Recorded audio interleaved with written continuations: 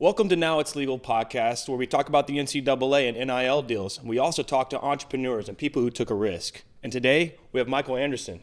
Thanks for coming on, man. Thank you for having me. Yeah, man, this is great. We're actually in your place right now. It's awesome. We are sitting here looking at the Capitol right now. It's absolutely awesome. And we even got some custom sneakers that you did with the shoe surgeon, right? Yes, sir. All right, man. So tell me, where is Michael Anderson from? So originally born in Baton Rouge, Louisiana, and now living in Austin, Texas.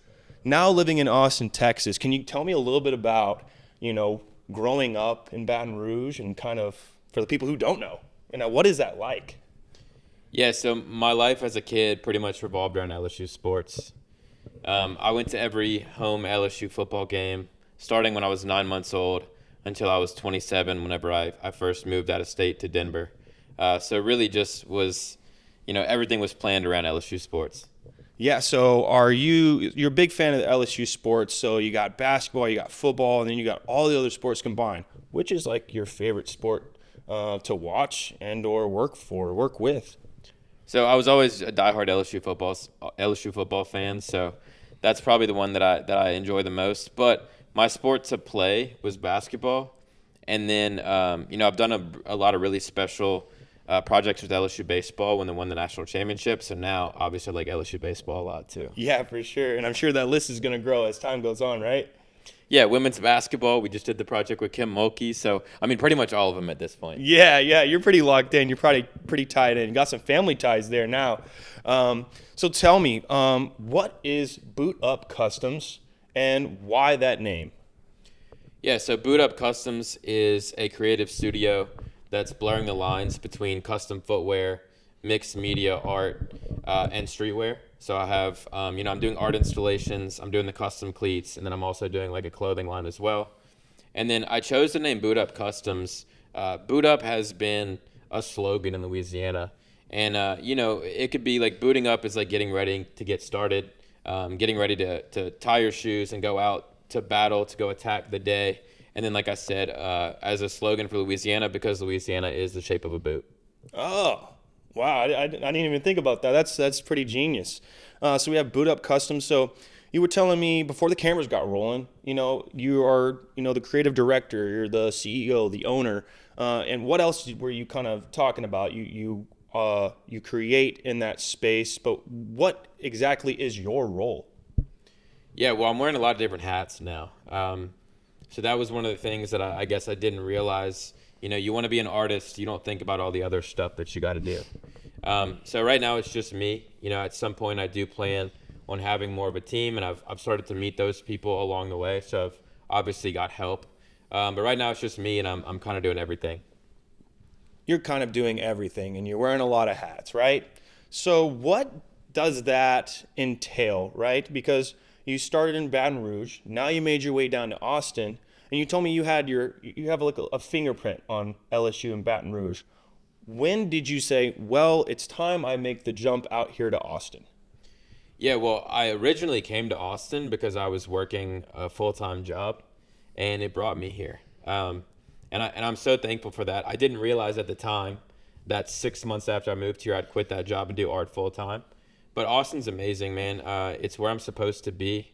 I'm so grateful to be here. I think it's such a unique place. The creative scene is amazing. I'm very, very much plugged in with that scene here. And Austin is big money, big jobs, big fun. But it's also small town networking and handshaking. And there's the opportunity to be somebody in Austin, to make a name for yourself, to have influence. And, pretty much everybody back home knows what I'm doing. But in order for me to grow how I want to, both as an artist and personally, I had to leave home and, grow up a little bit and just, at least give it a shot to see how far I can take it and how big I can make it. So how long have you been in Austin? So I just made a year. You just made it a year.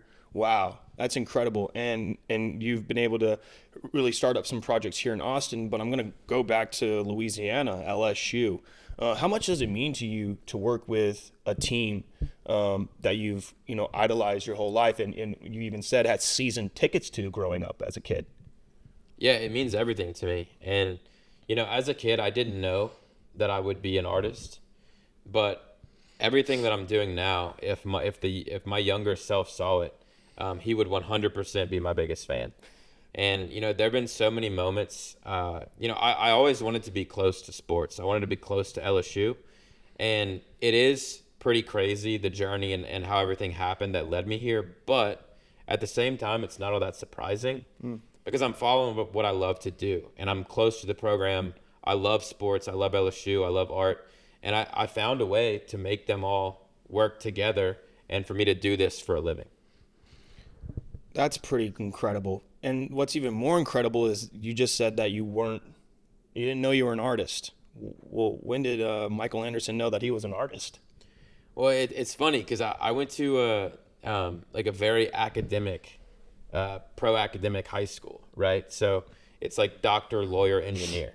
And I studied engineering. My little brother's a doctor. My youngest brother thought about going to law school. So they pretty much nailed it with us. I had been painting my whole life, actually. My grandmother was an artist. So growing up, I would go to Lafayette, Louisiana. And, going to your grandparents' house in the summer isn't really like the thing you look forward to the most. But what I do remember really enjoying was going up in her art studio and painting. So I owe a lot of it to that. And then I took art class in high school. But just never really considered it as a career, and I didn't explore it that far. And then I think it was in 2012, I saw, so there's another artist in Baton Rouge named Jacob Zumo. One of my heroes, now one of my best friends. The dude is absolutely world class.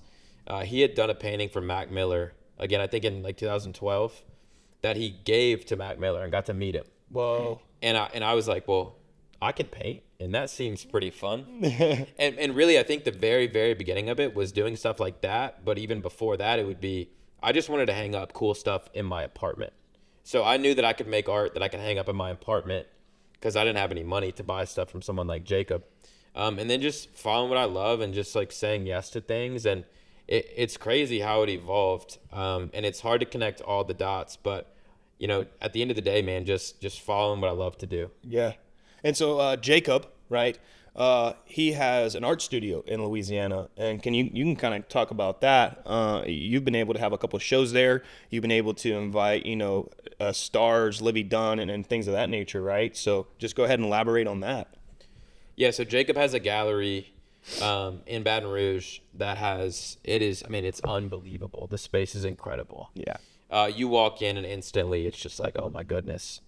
And for a long time, I was doing deliveries of like these sneaker projects just with no control and not like a nice setting. Like I remember I worked with Tari Eason, who plays for the Rockets now, when he was at LSU, and we did the video of me giving him the shoes like outside the stadium with the wind blowing, my hair's going all over the place. Like just wasn't like a lot of control, right? Right.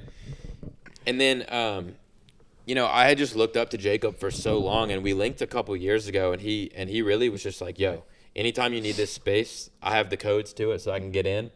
So we started doing the deliveries at his gallery for all the LSU projects, and it just like, it instantly legitimizes what I'm doing. And it's funny because it's on the second floor of a big church, and so there's a big parking lot. When we're doing these deliveries, obviously it's not during church time, so the athletes will pull up to the parking lot kind of like, yo, where are we? Right? And then you have to walk up a stairwell along the side of the building to get to the gallery. So it's kind of like, uh-oh. But again, as soon as they walk in, they look around, their eyes get big, and it's like, oh, wow. Like, this is insane. So it's been so special to share that with Jacob. It gives so much legitimacy to what I'm doing. It allows me to bring all these athletes into his space so they can see what he is doing. And we kind of have started this art community in Baton Rouge. And, I mean, we've had everyone come through the gallery at this point. I mean, Livy Dunn, Jaden Daniels, Malik Neighbors, Dylan Cruz, Paul Skeens, Trey Morgan, Tommy White. I mean, literally everybody at LSU has come through. And so, and this wasn't really the goal at first, but now it's like, yo, I want to go do that. Yeah. For the rest of the other athletes. Absolutely. So you actually did a sneaker for Jaden Daniels during his Heisman run. Can you kind of speak on that and talk about the time that he delegated to you during his like Heisman run, even the game coming up that kind of solidified the whole Heisman winning, man? Yeah, that was so special. So actually, I had plans to work with LSU safety Greg Brooks. And then a few weeks before I was supposed to go to Baton Rouge to meet with Greg, he was diagnosed with brain cancer. Whoa. And so I was going to work with Greg, and then I reached out to Jaden and just felt very called to do the project with Jaden as a tribute to Greg. Whoa. Yep. So we did a pair of cleats that are kind of off-white, Nike themed, that we did as a tribute to Greg Brooks Jr. And Jaden, man, all of the improvement that you saw from Jaden Daniels makes a lot of sense to me because I saw firsthand how hard he works. This wasn't just like, it wasn't lucky, man. He was grinding, and I would text him like at 9 o'clock at night sometimes and get a response at 5 in the morning. Right? He's already sleeping. He's getting prepared for the next day, and he was up the day we did the delivery. He was up at 5 a.m. at the facility at 5:30. He's got practice, film, workouts, all the above, class all day until they got done with practice at 6 p.m. He went home and showered. Met us at the gallery at 7. We were there till like 8:30. He goes home and gets ready for the next day.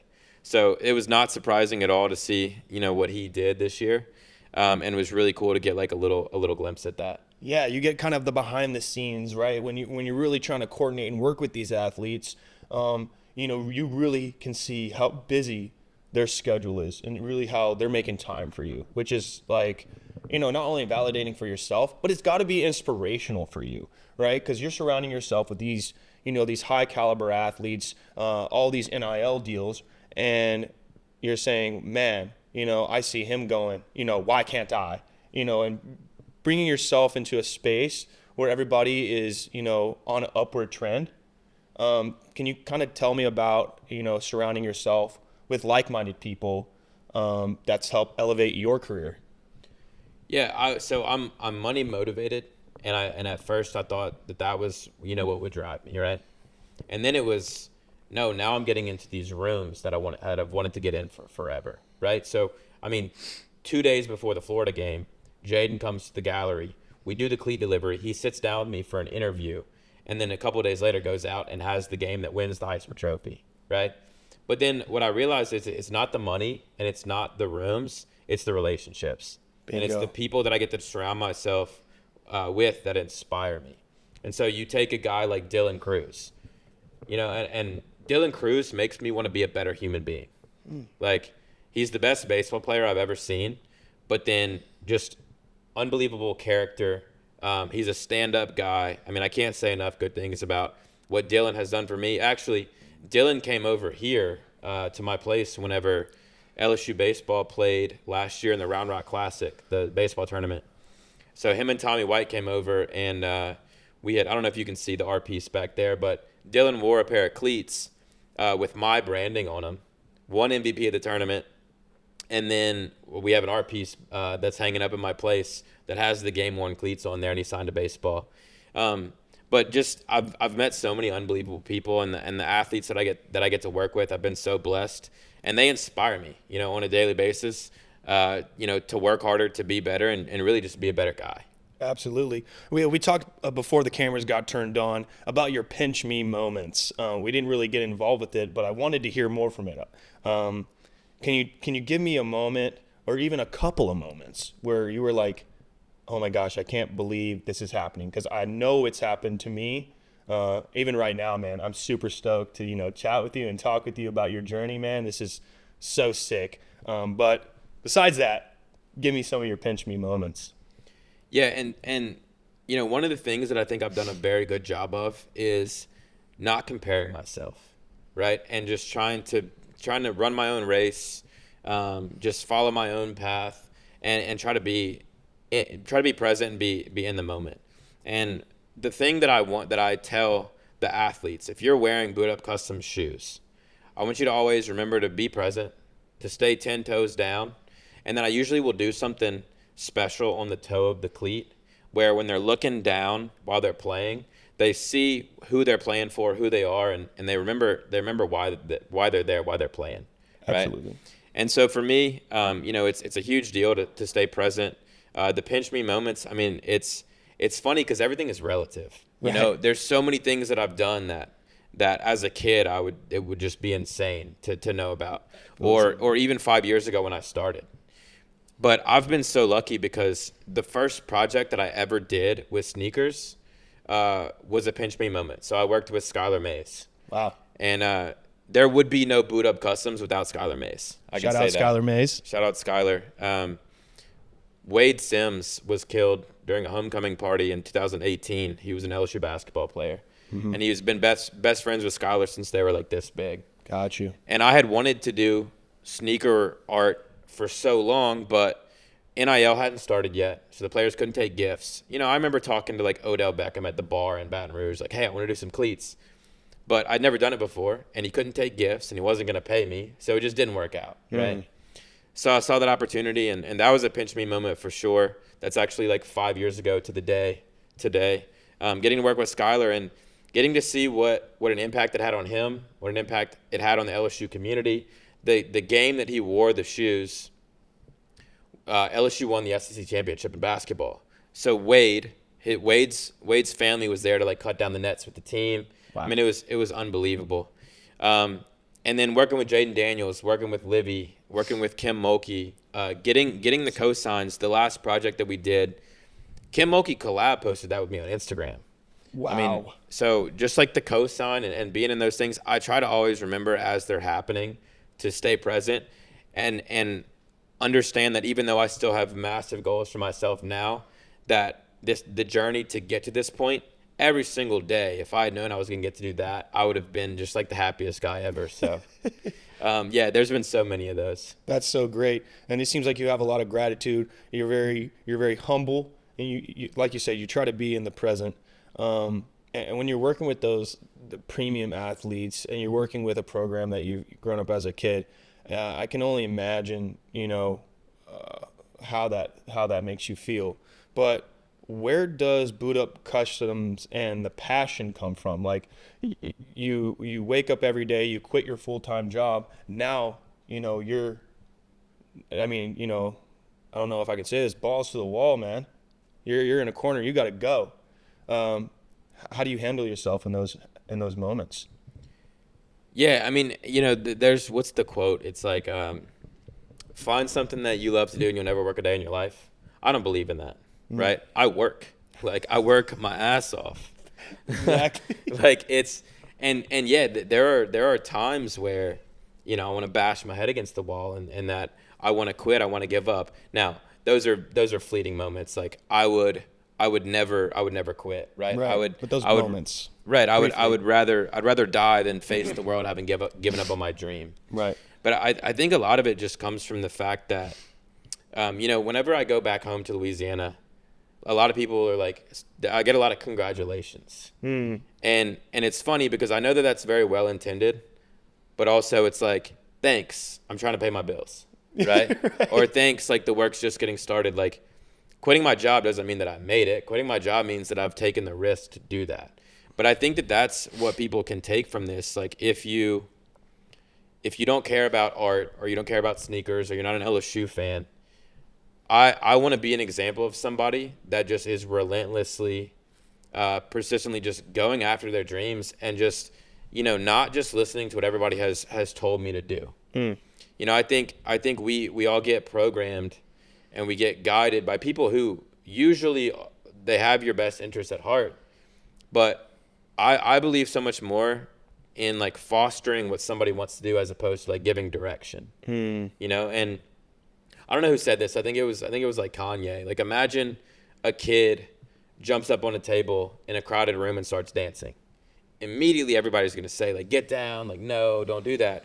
But a kid that is proud enough and brave enough to stand on the table and dance is a beautiful thing. Right. Taking a risk, taking a chance. And so, yeah, I want to be somebody that's just gonna go for their dreams and not listen to the noise and just keep my head down and work. But yeah, it's work for sure. And that's been an adjustment, going from doing it when I felt like it, or nights and weekends, doing something where this is what I do every single day. But also, that's why it works, right? It works because I've been consistent. Like, the quality of work, I think, is undeniable at this point. And now I'm being consistent with it, and I get better every time I do it. Yep. So, as long as I think the biggest thing for me is activity level. And as long as I'm just plugging away and doing stuff every day. I mean, when was the last time that you gave something 100% and it didn't work out? Like, probably never, right? Probably never. And the reason is because it's hard to find something that you love enough to give it 100%. Well, I found that thing. I found my purpose. I found what I'm passionate about. I found the thing that's most precious to me. And so I'm going to give everything I've got, and I'm going to work. I love that. And I think you can relate that to, the student athletes and even the pros. They found out what they're passionate about. They found that niche. They were able to take themselves to the next level with the talents and determination. And speaking on that, we're talking about, you're on the Now It's Legal podcast, NIL, right? And prior you said, I wanted to do work with Odell Beckham, but I couldn't gift him because that'd be illegal. He couldn't purchase it because he wasn't getting any funding, and there was no monetary value surrounding student athletes at that point. So how has the NCAA, the NIL, helped your business? Yeah, I mean, I wouldn't be able to do this without it, And I think it's amazing that the athletes now are able to capitalize on their name, image, likeness. Also, genius name for the pod, by the way. Thank you. It was a shower thought. Yeah. Hey, that's where some of the best ones come. For real, I swear. That's awesome. No, I mean, NIL has been crucial for me. Without that, I'd still be doing it, but more on like the pro side. Sure. I think I focus more on college than a lot of the bigger name sneaker artists, just because I love LSU so much, and I'm pretty plugged into that community.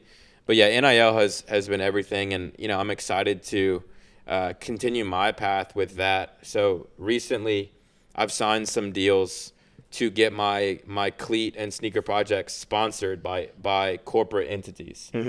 And so instead of having to go to the athlete, and my work isn't cheap, you can 100% find it cheaper. Now, it won't be mine, but you can find it Not cheaper. the same quality. Right. Well, and even if it is, I mean, there are other guys that are really good that you could find good stuff from. Now, what you don't get, though, is you don't get me. You don't get my story. And I think I'm the best in the world for the LSU athletes for sure, because you can't recreate the last 30 years of my life. Right. I just know it too well, and I care too much. Yeah. But, yeah, you can find quality work other places for a little bit cheaper, but again, it doesn't come with my story. It doesn't come with my brand name. It doesn't come with my signature. But what's been really cool, and this came out of necessity. I had some LSU basketball players reach out wanting to work with me, but they're not. LSU basketball isn't all that great right now, and so there's not a ton of NIL opportunity for them. And I had to turn down the project down over money, and that's market share that I want, and that's athletes and projects that I want to work with and I want to do. So, but you can't do it for free. Exactly. Can't do it for free. So, I was thinking, how can I make this happen still, where I still get paid what my work is worth? Yep. And then still be able to work with these guys. And so I had reached out to a few companies that are doing NIL stuff in Louisiana. So I've reached out. I've had meetings with Louisiana John Deere, and with Go Chiro, which is a chiropractic clinic in Baton Rouge. I've talked to Draft Cuts Barbershop in Baton Rouge, where these companies were already signing some LSU athletes. So in addition to what they're getting now, they're also going to get a pair of cleats on the company's behalf, kind of as a gift from the company. So the company is basically commissioning me to do the work for the athlete.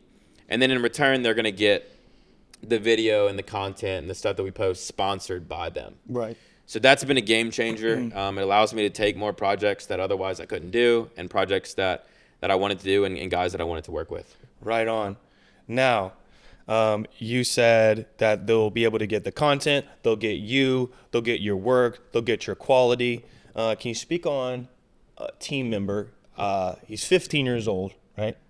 And can you kind of speak on, the relationship and kind of, working with him? He's probably Yeah. one of the coolest 15-year-olds I know.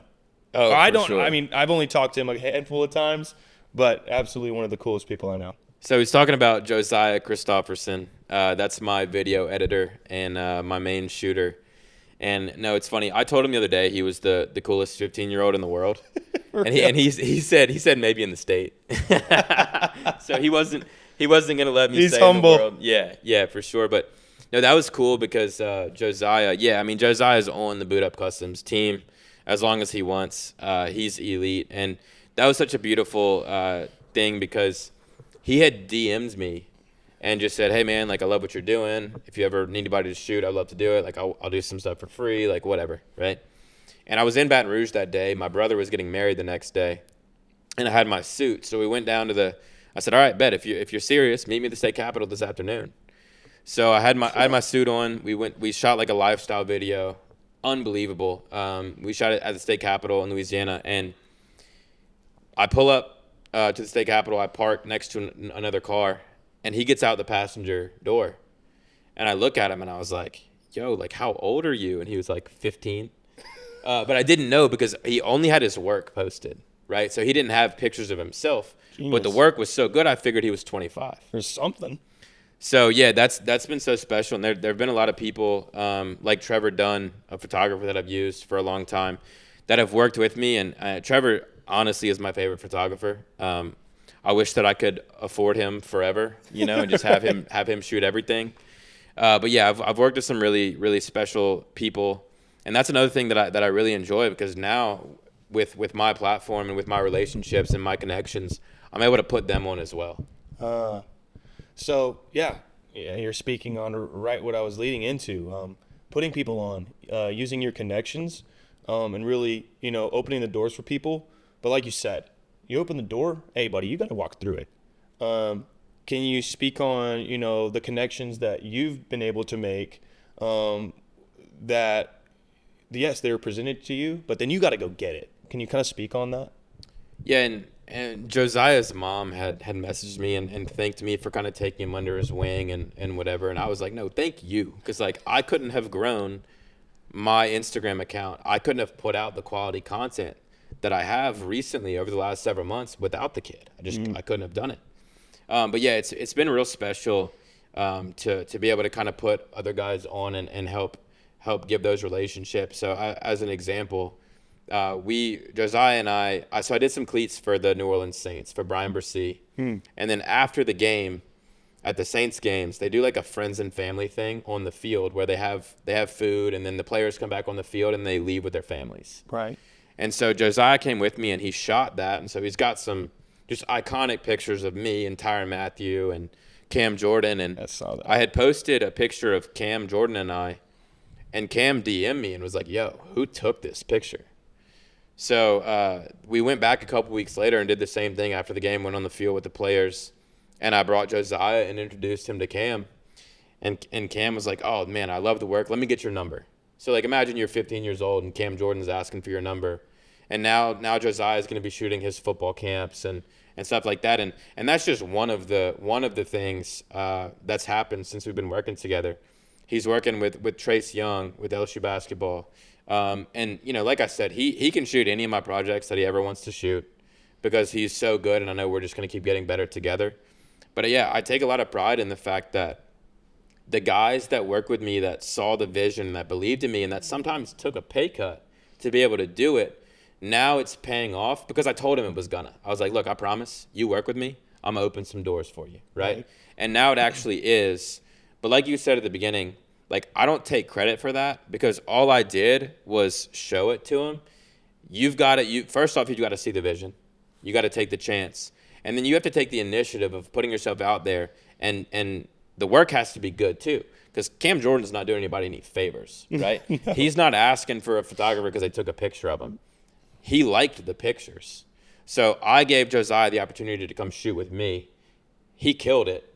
And then other things are going to grow from that. And I think that the thing that I've done the best is I've done such a good job of planting seeds. I've sent so many DMs since 2018 or whenever I first started this that 4 or 5 years later, those things come to fruition.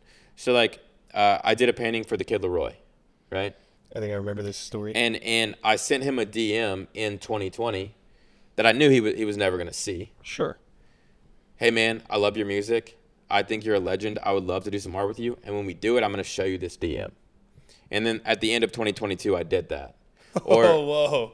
or with Patrick Queen. I'd been DMing Patrick Queen about doing some cleats since 2018, and we did 2 pairs of playoff cleats this season. That's incredible. So I think planting seeds, and I have experience with, you know, seeing all that come to fruition. So with those guys and the guys that work with me, I talk about that a lot, where it's like, that's what we're doing right now. When we're planting seeds, and then as you go, if you keep being consistent and you be undeniable, you'll see all those things come. Absolutely. That's huge. Yeah. You were able to do some work with the NFL, the playoffs, and then inevitably the Super Bowl. Take it away. Yeah. So another one that, you know, it's surprising that it took this long for Clyde and I to work together. So Clyde Edwards-Helaire, the running back for the Kansas City Chiefs, was a member of LSU's 2019 National Championship team. And so I've worked with a lot of guys on that team, like Patrick Queen and Jamar Chase and Clyde, and hopefully many more. Joe Burrow. Patrick. Yeah, I mean, all the guys, right? Yeah. But yeah, that was pretty cool. Clyde actually went to my high school. And What the heck? That is such full circle, Michael. Yeah, and he was in my little brother's grade. So my little brother and Clyde and all of their buddies, you know, obviously all know each other. So that was really special to be able to do that. One of his friends had reached out to me, and we got that set up. So that was pretty cool. That's incredible. So, you know, tell me, how does it feel? You know, you got people watching the Super Bowl, and then there's you, either probably at a Super Bowl party or, you know, just watching it by yourself, and then you get to watch these athletes run on the field wearing your cleats that you've worked so hard on. How does that make you feel? I'd have no idea. No one's ever going to wear my art. I had no intention on doing that. So, you know, I'm trying to put myself in your shoes, no pun intended, and really kind of see, like, you know, that sometimes I ask the athletes, what does it feel like to score a touchdown for the people who will never score a touchdown? This has got to be like your touchdown. Yeah, it's amazing. And we talked about the pinch me stuff earlier. I remember a bunch of times, like, I posted on Instagram whenever, like, one of them, so Dylan Cruz, we did some cruise missile cleats, and they said, when he had home run, they'd call it a cruise missile. So it was the regionals at Alex Box last year. I was sitting in the suite with, like, Todd Graves, the guy that owns Canes. Yeah. And my little brother and Dylan Cruz, and then Trey Morgan and Tommy White were wearing my cleats that weekend. And they had a rain delay, and we were down against Oregon State. And then the game resumes, and Dylan Cruz hits like a 3-run home run in my cleats. And there's this picture of him rounding first base, like beating his chest, and you can see the cleats. I mean, it's iconic. And so things like that, I just remember posting, like, this will never get old, and it doesn't. I mean, it's you know, I'm always, like, zooming on the TV, sure. And yeah, that's so special. And I think what the coolest part about that is, you know, one of the things that I plan to do, and I've been working on for a couple of years now, is my clothing brand. And so it's not merch, it's fashion, right? So it's gonna be high quality. I love that you said that. I love that you said that. Well, it's not merch, it's fashion. Well, and you know, I don't like to say this, like, too much, but, like, fanatics, like, come on, man. It's like the stuff's paper thin, and yeah, I saw that. They have a monopoly basically on all the gear these days, and to the point where, like, I'll buy it and hang it up in my closet just, like, as a memory. I don't really wear it. Right. So definitely not merch. It's fashion. This is going to be high quality. It's really good stuff. But to have the guys already, like Dylan Cruz, like Paul Skeens, like Jaden Daniels, already rocking my stuff, it's kind of like a built-in cheat code for the fashion side of it. Right. Fashion is one of my first loves, and I've always wanted to own a clothing brand. But it's so competitive. It's so hard to do. You can make fire clothes, and nobody ever wear it. Right. You got to have somebody wearing it that has some kind of platform. Right. And so I have that a little built in with the guys wearing my cleats, and yeah, that never gets old. Yeah, that can never get old. I think that if I had, like those moments where somebody's ripping three, hitting home runs or they're wearing in the Super Bowl, I always joke around like I'd have it just on rerun in my house. Like, like somebody who's like, oh, I dropped 30 on Michael Jordan. Bro, if I were to drop 30 on Michael Jordan, that'd be the only thing playing in my house. You know what I mean? So, Yeah, and I've gotten some cool pictures, and like another one that I think this was for the Super Regional. So Trey Morgan was wearing my cleats, and his first two at bats. So he was wearing Mardi Gras cleats. He's from New Orleans. right. Shout out to my guy Trey Morgan. His first two at bats, he homers. What? So like While wearing your cleats. Yeah, and I'm in the suite with Todd Graves, who's like one of my like all time like favorite people, and like he's a hero and a legend. Like He sure is. himself. So like we're in the suite with them and with some of my buddies and my brother. Just watching it happen was insane. And so he hits the first one, and then he comes up to bat again. And I'm talking to my little brother like, no way, he's not gonna do it again. And then he hits the second one. So yeah, that was. Sometimes it feels like we're in a simulation a little bit. Yeah, that almost seems like a movie. Oh, it was ridiculous. Hey, and just like a movie, there's maybe the part that they don't see, maybe the mental aspect to it, the balance that you have to create, and the ups and downs.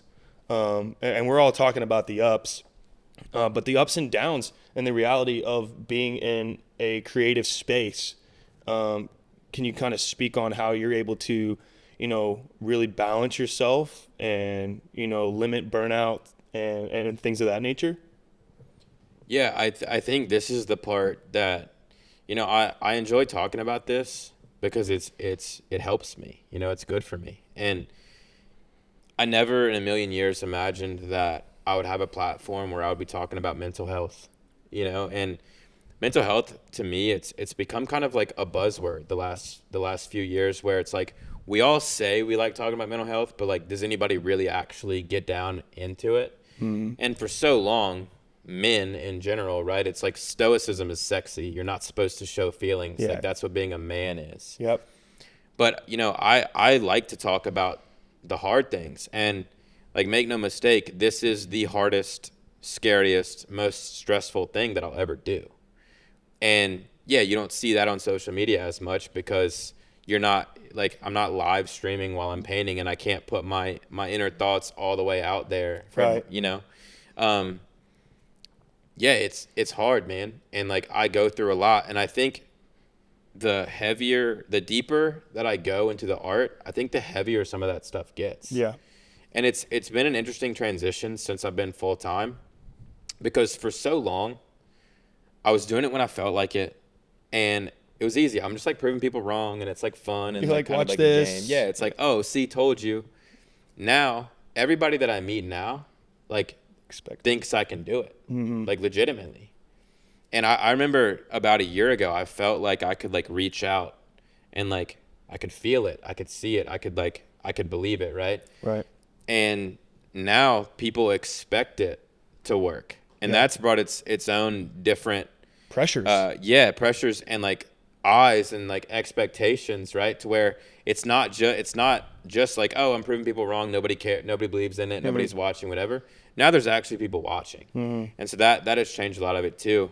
But like the things that I battled the most, I would say like the overarching question is like, am I worthy? Like, do I deserve this? Like, why me? Right? And like things of like, am I a good enough person for this? Like, did I work hard enough for this? Like, why am I so blessed? Why am I so lucky to have found something that, like, it fuels me, it lights a fire. It's like, it's the most precious, most beautiful thing that I could ever find. Right. Like when I did that project with Kim Mulkey the other day, like to see the reaction and the reception and just like all the outpouring of love and like all that, like, it's crazy. I hope, like, genuinely, that every human being has a couple moments like I had whenever I did that project, because all the hard work and all the blood, sweat, and tears paying off, and the love and just everything that I put into that. I mean, it's just so beautiful. But the flip side of that is that, like I said, man, it's hard. I battle imposter syndrome.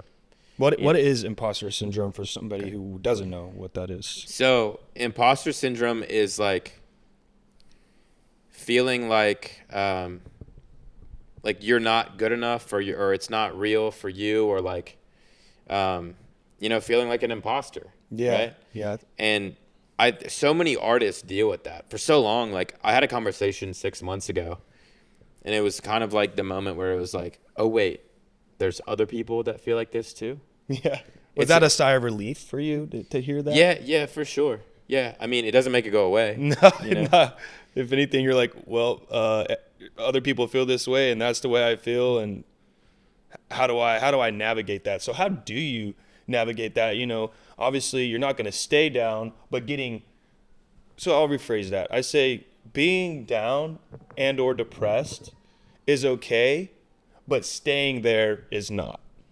Yeah, so like I very much believe in like feeling, right? Feeling your emotions and allowing them to exist, right? Mm-hmm. Now, thoughts at the end of the day really are chemicals in our brain. So it's like allowing yourself to think those things and feel that way, but also, yeah, like you're saying, not get stuck on it. And I mean, it's with imposter syndrome, it's like you outwork the self-doubt. Bingo. Right? And so one of my favorite rap lines from this past year is from Russ, which Russ is my favorite artist. Shout out Russ. He says, self-love is when you look in the mirror and feel respected. Right? And so my whole year is planned around, let me do, like, when it comes to imposter syndrome, right? I just work. I work every day. And so there's a quote that I heard recently that my boy Charlie sent to me. I think it was Alex. I think it was Hormozy that did it. But yeah, and I might butcher the quote, but you can pull it up if you need to.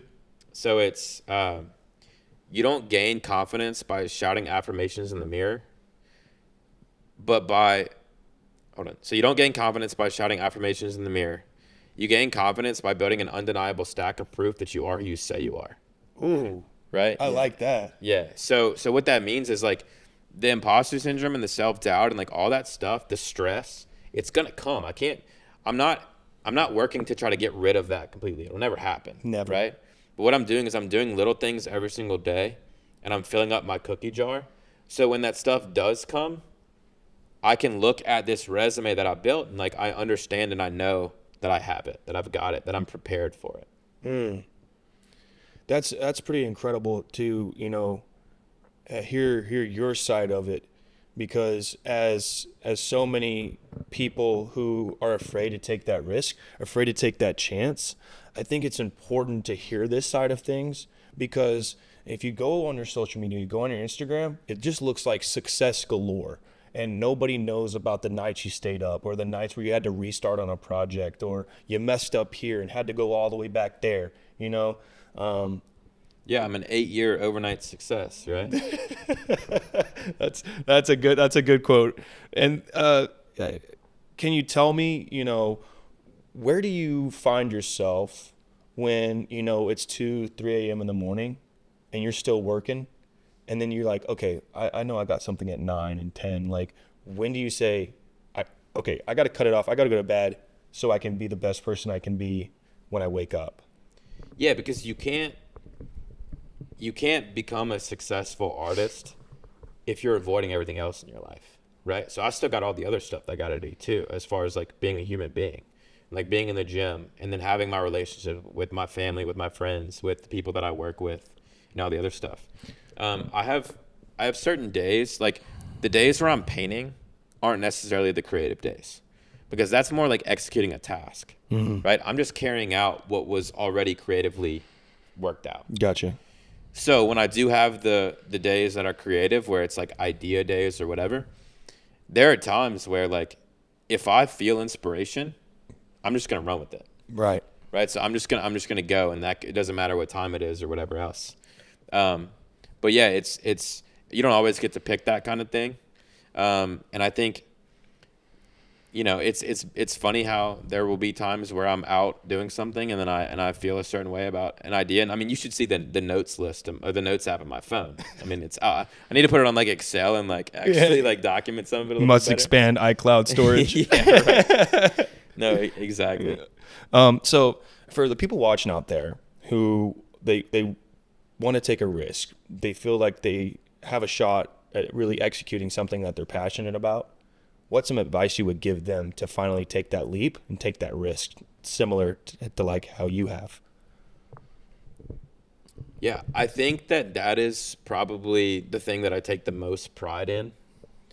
If you don't care about LSU or sneakers or art, you can still take this from me. Mm-hmm. Is that I'm gonna be out there doing my thing, working as hard as I can, and trying to make this happen.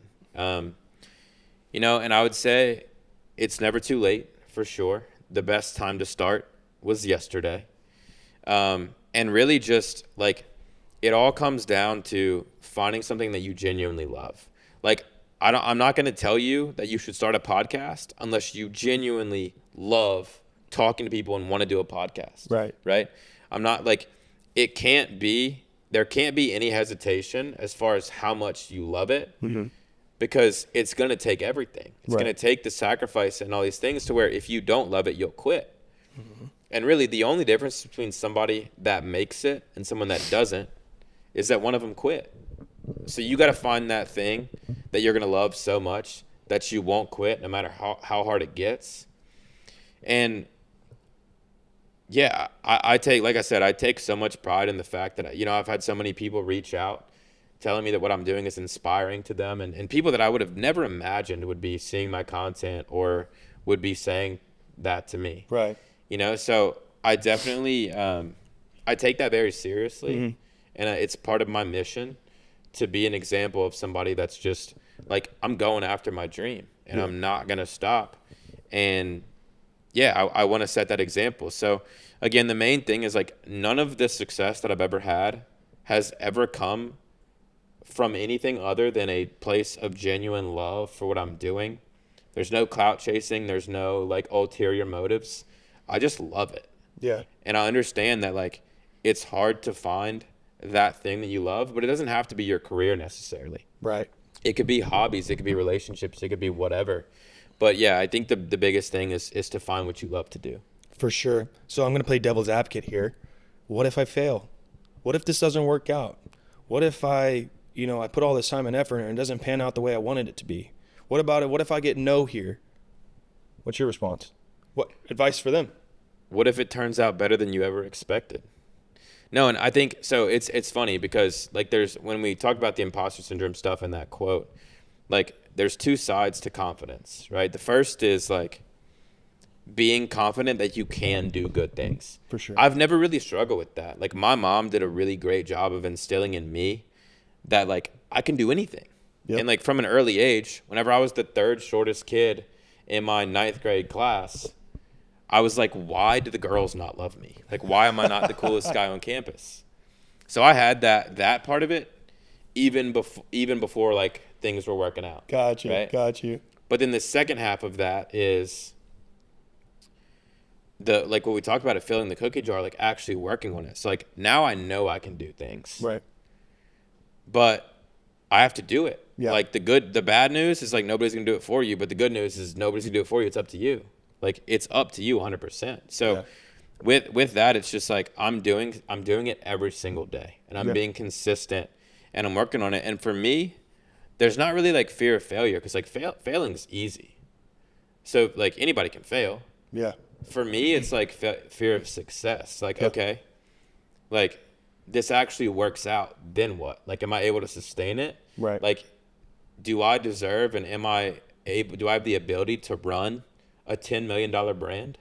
Like, can I take it to the next step? Can I sustain it? So that's more the side that I deal with because I think I've gotten past the, like, I'm not nervous to put myself out there. Right. Like, I'm going to put myself out there. Yeah, that's got to be huge. Like, dude, I'm doing voiceovers. I hate listening to myself talk on those kind of things. I'm doing those anyway, you know? So, yeah, it's more for me, like, what happens next and feeling worthy of that, which the only way that I've found to deal with that is just every single day I'm working. Can you tell me how you initially started your brand and what it's morphed into, what it is right now, and what you plan on to do with it in the future? Yeah, again, the start of it was just I wanted to hang up cool stuff in my apartment. So the first painting that I ever finished post high school, I gave to Leonard Fournette. What? Yeah, it was of him and his daughter. And I remember we were walking back from Fred's in Tigerland. Shout out Fred's, greatest college bar in America. We were walking back from Fred's, me and a couple buddies, and I had seen that Leonard had put it as his like Twitter cover photo. Dude. So that was really cool. And I got to bring my little brother. We went over to his apartment and gave him the painting, and that was really cool. But really at the time, I was into sneakers for sure, but hadn't done any sneaker art yet. Sure. And, selling paintings is hard. Yeah. And there's no money in art until there's all the money in art, right? And how do you scale as an artist? You have to charge more, right? Now, like guys like Jacob Zumo, Jacob has been painting for 10 years every single day. He went to art school in Italy, and recently he had a painting go for $60,000. Oh. So but that's 10 years later, right? There was a long time leading up to that. So really, I think I adopted the name Boot Up Customs. Really, that first project that I did with Skylar Mace. Yep. And that's whenever I saw, oh, this is what I want to do for the marketing branch, really, of what I'm doing, right? And I'm making money doing it, and I love it, and it gets me, incredible relationships and access with athletes. But it definitely isn't the only thing that I'm doing. It's kind of like what I'm known for right now. Sure. But I still paint on canvas. I didn't even know that. Yeah, so I'm still doing a lot of the canvas work like I did with Kid Leroy, like I've done with Russ.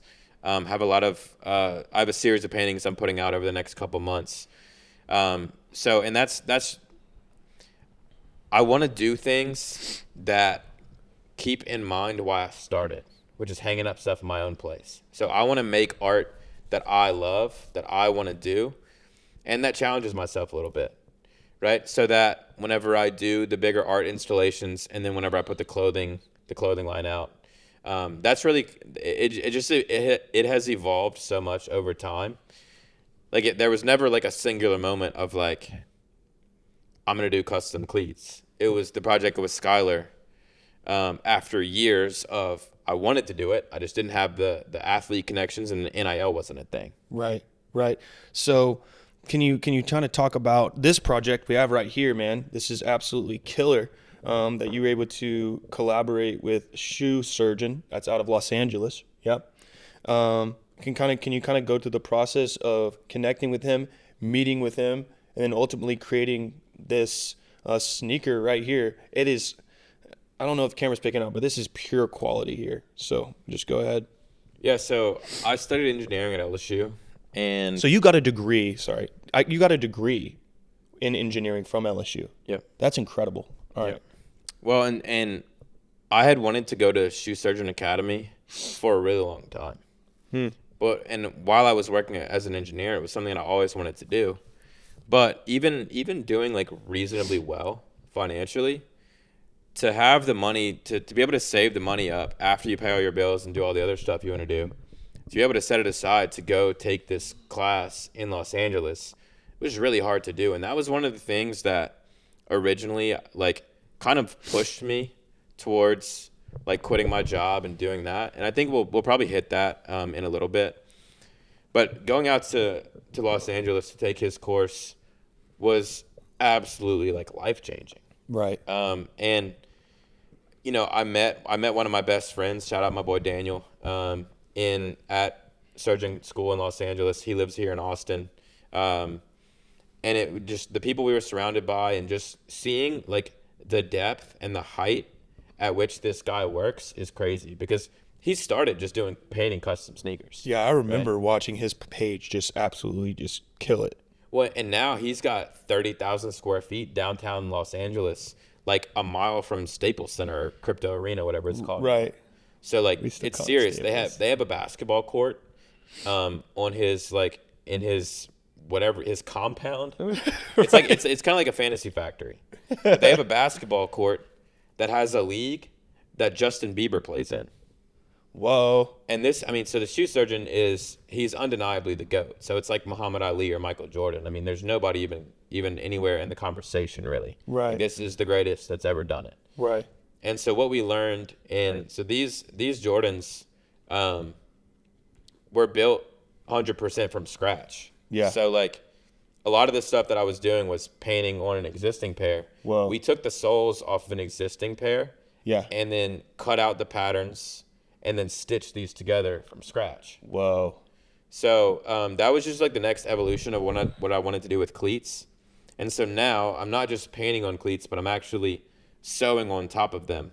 And the end goal with the cleat side is I want to make an entire new silhouette on top of the existing cleat, to where you're not really messing with like the integrity of the cleat and the Nike testing and performance and all that. Sure. But making it some crazy design that lasts longer than paint does, and you can do more with it. Right. And so the cleats that I did with Patrick Queen for the playoffs this year, I stitched on. The stuff with Clyde, I stitched. So it's just been cool to see the next evolution of just how I'm growing as an artist with that. Yeah. How long did it take for you to learn how to stitch and, really like hone in on that craft? I'm still learning for sure. Yeah. So it was one of those things where I didn't want to wait until I was elite at it to do it, because I would never do it. So I just started the first pair of cleats that I patched onto. I did some Comme des Garçons cleats for Patrick Queen for the playoffs. Yeah. And so I stitched all the hearts on there. Whoa. And I'm using this little patcher from Amazon. It's from China. It's like $150. The one I have a industrial post bed machine, and then the patcher that I like need to buy is like $7,000. So I'm about to buy that. But I've just been learning on this cheap version of it is great, because I've gotten pretty damn good at it. Yeah. And then when I get the real one, I'll be good to go. Yeah. You're really gonna, whenever you really transition into that, $7,000 machine, you're gonna be like, oh wow. But I think it's important to note that you have to go through that. That's imperative that you go through that. Working with different quality, different builds, and working with a smaller machine or a cheaper machine, and it's still putting out great work simultaneously, and then inevitably morphing into a whole workshop, and you're putting hard-earned money right back into the business. And I think it's huge that you said it's not about the money. It's about the passion that you have behind it, and everything else will kind of follow. Well, and the other thing that was so cool about that experience is just like seeing where you can go and seeing how big it can get, and just being inspired by somebody who has gone so far. Right. Because I'm ambitious and I'm driven and I have big plans, but just like seeing just like how far he's taken it, and just having all that inspiration and understanding that I'm still at day one. You know, I just quit my job 6 months ago. Right? Like I'm just getting started. So I don't have anyone that I'm following like their path exactly. No way you can. I guess in the creative realm you sure. can't. Oh, right? sure. In other aspects of life, like if you want to be a doctor, there's plenty of people you can follow exactly how they did this and open their practice and whatever, right? Sure. Well, on the sneaker side of it, or on my creative journey, because I'm doing the fashion side and the cleats and I'm doing mixed media art, there's not one person that's like, okay, this is exactly how I want to follow it. But seeing guys like the surgeon do stuff is definitely a huge help and huge inspiration to me. Absolutely. Can you tell me a moment when you were with the shoe surgeon where he was either giving a tidbit of advice or you were able to like really have a memorable moment with him? Well, I think the main thing was just seeing the magnitude of like his facility and seeing all the people that he has that work for him or that work with him, right? And the amount of just work that goes into it, and sometimes it's hard to kind of fathom like how you get to that point, but it's just working every day. But yeah, I think the the crazy parts is like the basketball league that's there, and like seeing some of the celebrities and people coming in. I think he had that same week he had put out some custom cowboy boots with Morgan Wallen. Oh, Right. So what? just seeing stuff like that and understanding that, you know, I was it was amazing to be there because I had looked up to him so much, but then also how he is now giving back to the art community by hosting these classes. Right. Right? Because they make a little bit of money on it, I'm sure, but that's not their main business model. Like he doesn't have to give that game to people. Right. He doesn't have to do those things. So to see that he's like giving back and making himself available and teaching the artists that will come after him is really special. Yeah, because I feel like, in the creative space and somewhat of the similar space that we're in with content creation, there's gatekeeping. And there's like, I'm not going to put him on game because that might take me out of my game. Why do you think he does that? Well, I think that like with the gatekeeping thing, I think it has to be the right time. Right? Like there is a time where you're focused on you and building your business and whatever, where it's not the right time to help other people. And then now I think that that's all relative, right? But then I think as you go, you get more comfortable with sharing, and then you find other people that are worth sharing it with, right? Because if I have people hit me up about the sneaker stuff all the time, and I like to be of help to them, Right. but it's not everybody. It's the people that I see something in, Right. And I think that it's just it's timing and it's other things that go into it. But I would imagine, I'm not going to speak for him, but I would imagine that he takes a lot of pride in it.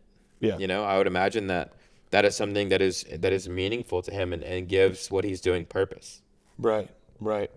So, when you're meeting with these people who you've always looked up to, whether they're an athlete, whether they're a business owner or an entrepreneur, how do you keep yourself in business mode and not in fan mode? Because you got to switch, right? Because you can really put people off with being a fan, and not treating them as a human. So, and I'm sure because you grew up like season tickets at LSU, and now you're working with the Heisman. I mean, you have to have a certain mode. I know I do. I know you do. Just kind of speak on that. Yeah, I mean, I think like I'm still a fan. Oh, for sure. Me too. And I think it's just being aware and like understanding that. Well, first off, they're just people too. For sure. Right? But I think I've always been motivated by becoming a peer, right? So not being like, one of the things I focused on the most recently is like humanizing myself with the athletes, and that's another reason we do it at Zumo's Gallery in Baton Rouge, right? Is to show that like this isn't just a business transaction, Yeah. right? This isn't just cleats. I tell all the athletes every single time when they come into the gallery, like I'm not in the custom sneaker cleat business. I'm in the relationship business. Bingo. We're not just working today. We're going to work together in the future, and we're going to continue to build and grow together. And that's the guys that I select to work with, right? Like if I don't think that someone's going to be as invested as I am, like I'm not going to do the project just for the views or the clout or whatever. Like I want to pick the people that the values align with mine, and where we can grow together, and where I know like I'm going to make an impact on them, right? And it's not just about getting some cool cleats. You can get cleats anywhere. There's plenty of other guys that do it. So I think, just focusing on the relationships and living in the moment and just being genuine. Like I think it would come off if I was doing it for the wrong reasons, right? And an example that I could give about that is so my favorite rapper ever is Russ. Got Okay. you. And you have a plaque over there. Yeah. Yeah. So I did a painting for Russ in 2018 or 2019. That was kind of like the proof of concept for me, is like I met my favorite artist and got to show him this painting, and he loved it, and it was incredible, right? So I met a hero of mine that I would never have met in any other circumstance. And then I did a pair of Jordans for him at Red Rocks in 2021. Dude, you're a baller. Oh my goodness, Thank you're sick. So I remember talking to Russ, and one of the things he said is that he gets people that will say, "Your music saved my life," and that's really heavy. For sure. You know, like that's not like that's hard to hear. Sure. Because that puts like pressure and responsibility on you that you weren't even thinking about. And what I told him when he said that is, you didn't save my life. You gave me the tools to save myself. That's big. And he's been one of my biggest inspirations. And I mean, I've got his logo tatted on my leg. He's all time for me. And, you know, anybody can rap about girls and drugs and money. Yep. But this guy raps about self-improvement and self-belief and the battles that he goes through. Right. And like we talk about imposter syndrome. He has a song called Fraud that he just released. And it's just all the questions of like, who am I if I'm not the most successful? Who if I don't sell at every single show? Right. Who am I if I look around and I compare myself? Like, who am I if you know, all these things and all these questions that at that level that he still had that I can relate to, whatever. So I've taken just so much inspiration from that.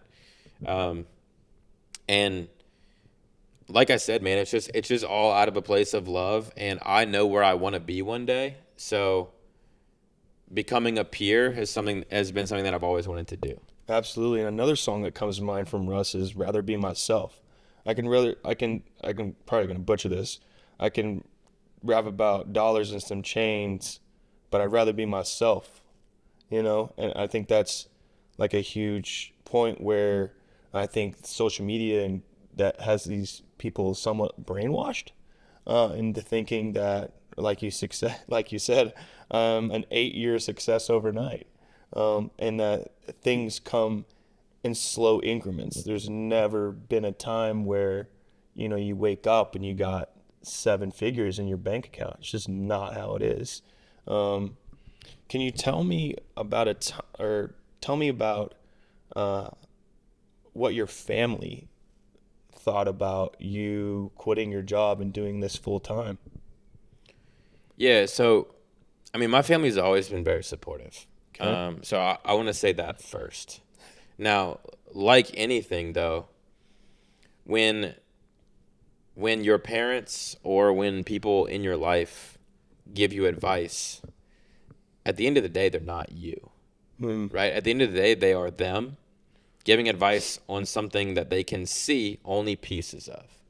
They don't live in your thoughts. They don't understand what you think about or what you want truly, right? Truly. So, yeah, did my mom and did my dad struggle with me quitting engineering? Well, sure, because they were worried about me, right? But it's just something that I had to do, and they were still supportive, just worried. Yeah. Right? Like with the best intentions, right? Exactly. And you know that like I got asked, like some people asked me the other day, well, and they were concerned, you know, Michael, what happens if the art thing doesn't work out? I guess we'll never know. Yeah. Right? I guess we'll never know. But no, but it's like that's like a normal thing. Like that they should do that, right? Because from their perspective, that's what is best for you. Right. And I think what I've learned from that is, you know, if I have kids one day, or as I work with the photographers and videographers and people that are around me, like fostering what someone really wants to do is so important. Right. There's a million ways to make $1 million. In school, we're taught to be a doctor or a lawyer or an engineer. Unfortunately. Our parents' generation was taught that you can become wealthy by saving money and by working the same job for 30 years. My mom is one of the smartest, most hardworking people that I've ever met. And I know people like to say that about their mom. Sure. But like on paper, she's bulletproof. Like it's unbelievable. And she started in the accounting department at Women's Hospital 30 years ago, and she's retired now. But when she retired, she was running the whole thing. Wow. That is something that's how she saw success. And of course, she wants me to be able to do the corporate thing and do all that stuff. Sure. It wasn't for me. And it took a little bit of time for sure for me to prove myself that like I'm gonna take this seriously. Like Right. I wasn't quitting my job just to like be a bum and do nothing. Right. Like and I think that there's a lot of people that will say that they're not getting enough support. At the end of the day, you block that stuff out, and if you work hard enough and you do the right things, it will come. Right. Like everyone in my life is supportive now. Yeah. But there was no reason for them to be supportive at first because they couldn't see that vision. Right. And I don't think they're supposed to at the time. Like I think it is a little bit on the person to bear that and to continue on anyway, because if it was easy, everybody would do it. Like it's supposed to be hard. It's supposed to be. And you're supposed to have to prove people wrong. Like you can't just have everybody believe in you from day one. That's not how it works. Dude, that's straight for like the movies or like fairy tale. Yeah. When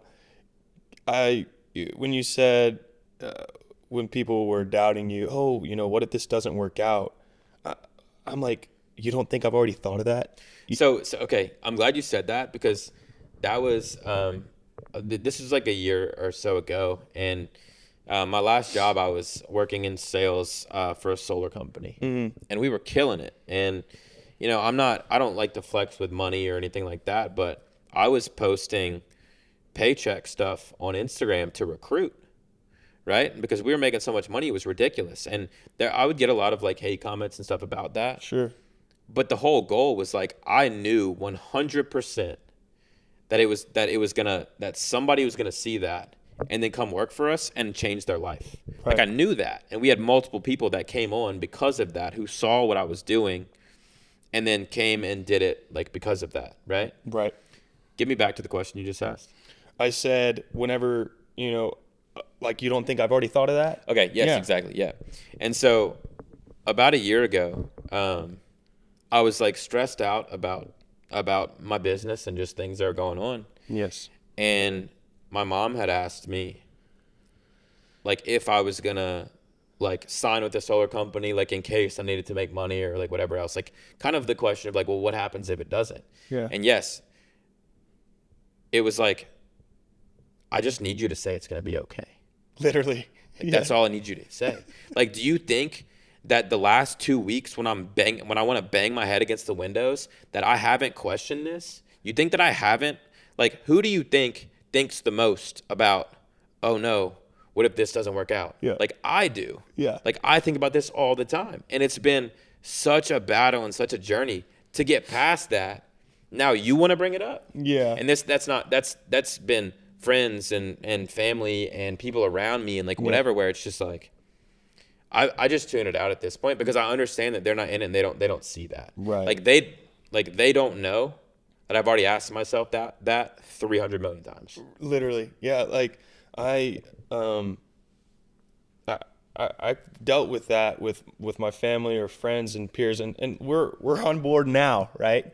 But I hit them with like, okay, like all that doubt that you have about me and about this journey and about like what I'm doing, like save it, and I just need encouragement. Like please, I just need encouragement. I don't need like my own blood or like the people who are really close to me to ask me questions that literally keep me up at night, that literally I have induced insomnia about failure. As if you haven't thought about those yet. Yeah. Like as if they're the first person to say it. Yeah, like it's some crazy idea that this thing might fail. Yeah, no shit. Yeah. So, sorry YouTube, they hate cussing, but yeah, it's kind of like when I initially started this, right? I started the sports firm, and then I started doing podcasting, right? I was meeting all these great people just like yourself.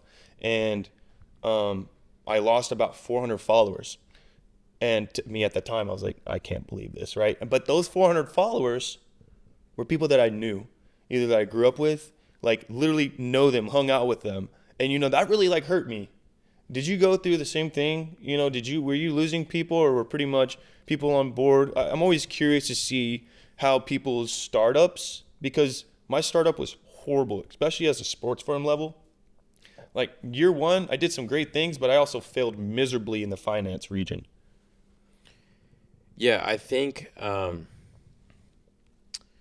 At the very beginning, and this is something that I take so much pride in. At the very beginning, there was not one single person in the world that believed in it. And that might even include me, because at the time, like if you had asked me a year and a half ago if I was going to be a full-time artist, I would have said, I mean, I want to.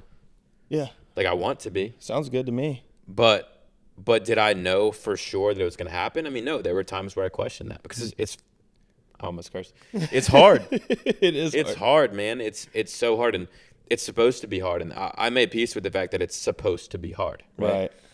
But yeah, I mean, there were. So this is a hilarious thing. So, my boy Neil, one of my best friends, we lived together in Denver, and there was a time where like during COVID that I was feeling very lost, and I wasn't creating a lot of art. And he would be like, yo, like you need to paint. And he would, when we'd have people over, he would joke. He'd say, yeah, you see this insane painting right here? He did that, but he used to be an artist. Right? And he would Would he do that to irk you? No. He was doing that to push me 100% because I needed to hear it. I needed to hear it. That's a good friend. Yeah, 100%. He held me accountable for it. Yeah. You know, but he could do it because he was on his own creative journey. So he understood it. So he knew what I was going through, right? It wasn't like an outsider who was doing shit like that. It was it was like a buddy that was in the trenches with me. For sure. You know? And then a joke that we would always talk about is like I would play his songs for somebody and then they would be like, oh, that's actually really good. Right. And then I would get the same thing if I show my art to somebody. They'd be like, that's actually fire. And I'm like, actually, as if you thought it was going to be trash. Right. So that's like that's a hilarious inside joke that we have is like the word actually. Yeah. But I remember getting a lot of that from my friends. Like, yo, this is actually pretty good. And it's like, but you didn't believe that it was going to be good. Like, did I really surprise you that much? Yeah. Like what were you expecting? So yeah, I mean, there was a time where like, I remember a conversation with my little brother who like my little brother, Eric, is the person that I'm probably the closest to in the world. Sure. And he's been so supportive and amazing to me, you know, like unconditionally.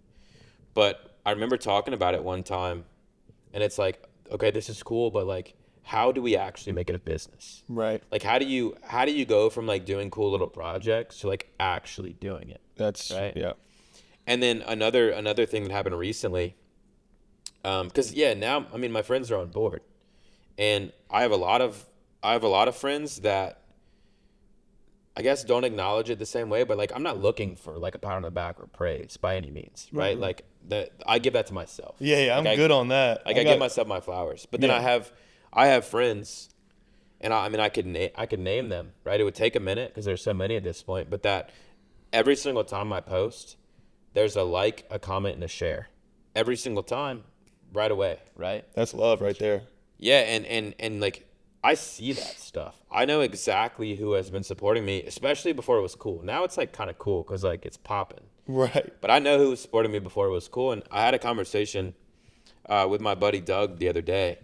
I sent him. He's always been super supportive and like has always like put me on and like he talks to his buddies about it. Like he'll send it in a group text to friends that like I don't even know. Yeah. But I talked to him the other day. I sent him the video before I had posted it of the project with Kim Mulkey. And he was like, dude, like this is really, really, like really good. I'm not saying this as your friend. I'm saying this is like objectively, like it's good. Like you've gotten so good at this. And so that's cool to hear because like it's one thing if like they like it because they know you. Right. It's a whole nother thing that they like it because like on its face, like just it objectively being quality. Like being quality. And I think that's such a huge point to be made. And you said previously that I eventually am going to scale these projects. For right now, it's very personal. It's very one of one. It's about the relationship. It's about the connection that I'm making these cleats. And then you said later on about, how can I make this a business? How can I make this a business? And I think even for myself, I'm wondering the same thing. I'm wanting to find where the dollars line up, where it to really make financial sense. So for creators, artists, anything, how do you find a way to make revenue and for it to literally literally make sense? Yeah, I think, I mean, trial and error, of course, right? And then, dude, you just got to work. Like, you got to be consistent. You got like be undeniable and be consistent. That's what I talk with Jacob Zuma about all the time. Is our work is undeniable, and now we're being consistent, so it will lead to success. But it's trying different things, and it's just continuing to evolve and to grow and to not be satisfied. And like, you're never done learning. You know, like, you always get better. I get better every single time I paint. Right. Which, like, is kind of crazy because I've been painting for a long time. Right. But I'm still getting better, but you never stop getting better. That's the cool thing about it, right? It's like you're always chasing, and that's why it's good to keep everything in perspective and to stay grounded and like stay present. But you'll always be chasing like the best version of yourself.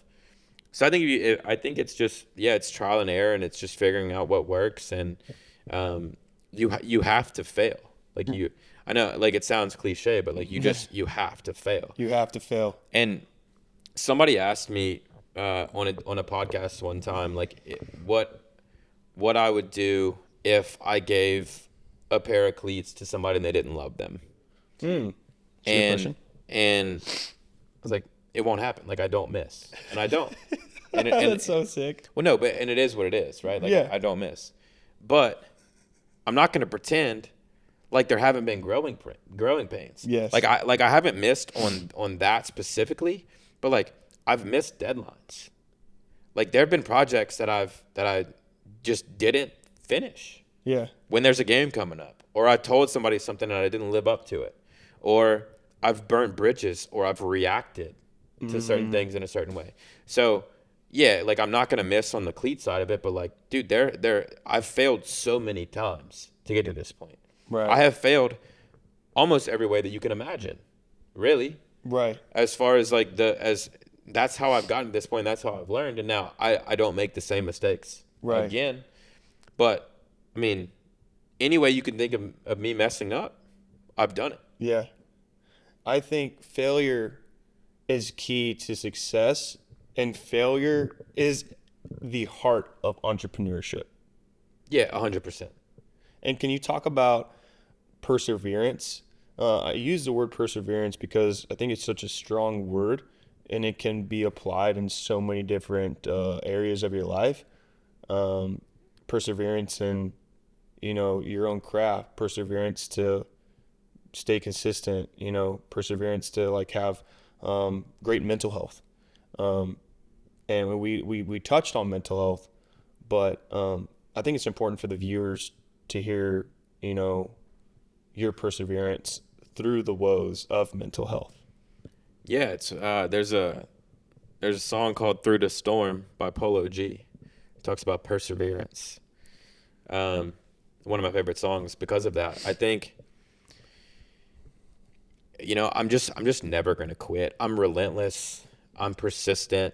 I will just, and like, some of it's out of like a lot of people think that that's like brave and it's courageous, and they give me props for that. But so much of it is just out of necessity, because I'm just called to it, because I don't have any other choice, because this is the thing that I care about the most in the world. Right. I'm not saying it's easy to be persistent with this or that it's easy to persevere, but what I'm saying is it's easier when you love it as much as I do. Right. Like, when it's the thing that is the most important to you, well then, yeah, like, through all of it, I will persevere. I will continue, because I'd rather die than stop. Absolutely. And like, I want it more than I want to breathe. So like, I'm not going to stop breathing. Like, I'm going to continue on. Like, I don't see any other choice. Right. And I know that not everybody feels that way, where like, that is like the struggle. And again, like, I think about quitting all the time. It's fleeting moments. I don't actually consider quitting, but I have the thoughts. Sure.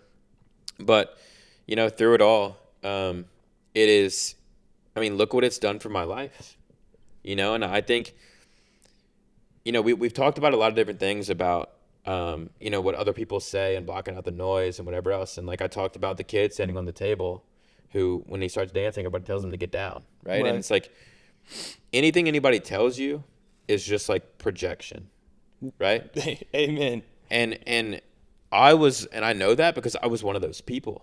Oh, whoa. For so long in my life, I was so misunderstood. I had all this creativity and all this energy, and I had nowhere to channel it. And like, I have talent in different areas. Like, I'm smart. I was good at school. Right. But I would be good at things, but I didn't love any of them enough to be great. And it was very, very, very frustrating. And I was very lost, and I was very misunderstood. And I think even through, past college, as I'm even doing art, until I realized that this is what I wanted to do for the rest of my life, I was very misunderstood and very lost. And because I was lost, my relationships suffered. Like, I would act out. I would take it out on other people. And so, like, I see that now where, like the hate comments, like, all that kind of stuff, like, part of me in a weird way, like, likes it because, like, it's funny. And, like, it's like, all right, bet. Like, it's going to be a bad day for the people that are rooting against me. Right. Because I'm going to win. Yeah. But I also just see it so much as, like, I've been there, man. Like, I was that guy where I would take time out of my day to go post a comment that would hate on you. Yeah. Or where I would put boxes that were placed on me on other people, right? Because we're all programmed to do that. Right. And that's very much part of human nature is to put your limiting beliefs on other people because somebody else placed them on you. Right. And I very much understand where that kind of stuff comes from, so it doesn't bother me. And like I said, I love it too much, and I have so many people that I want to prove right.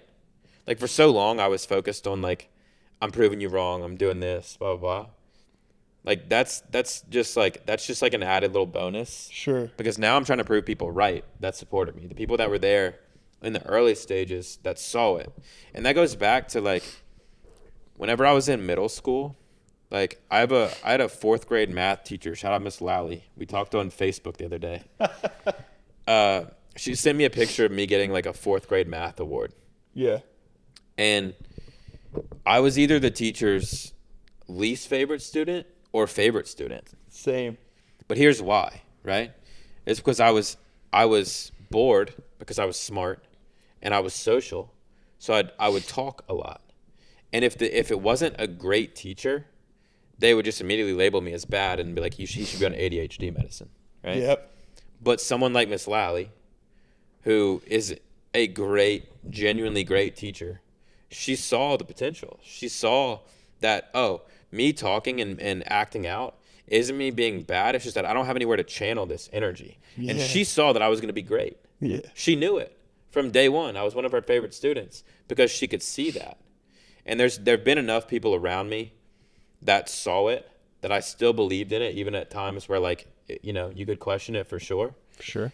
But it's a beautiful thing to realize now why a lot of the things that were happening throughout my whole life that I just didn't understand, that I was so misunderstood about. I find this, and, like, everything kind of makes sense. Yeah. I've been recently, as things have taken off for me, a lot of full circle moments. And what I mean by that is, like, I'll go through, like, an old scrapbook and there's a microphone in my hand, or I'm singing, or I'm dancing, or I'm in a musical, or I was in the arts. And then now I like look at this, like, they don't see that, but there's tons of cameras and there's tons of lights. And it's like, whoa, like, it's always kind of been the path. It's always been kind of in me. And you even spoke on, like, teachers who've believed in you, and then teachers who were like, yeah, put that kid on ADD med. Like, I could totally relate to that.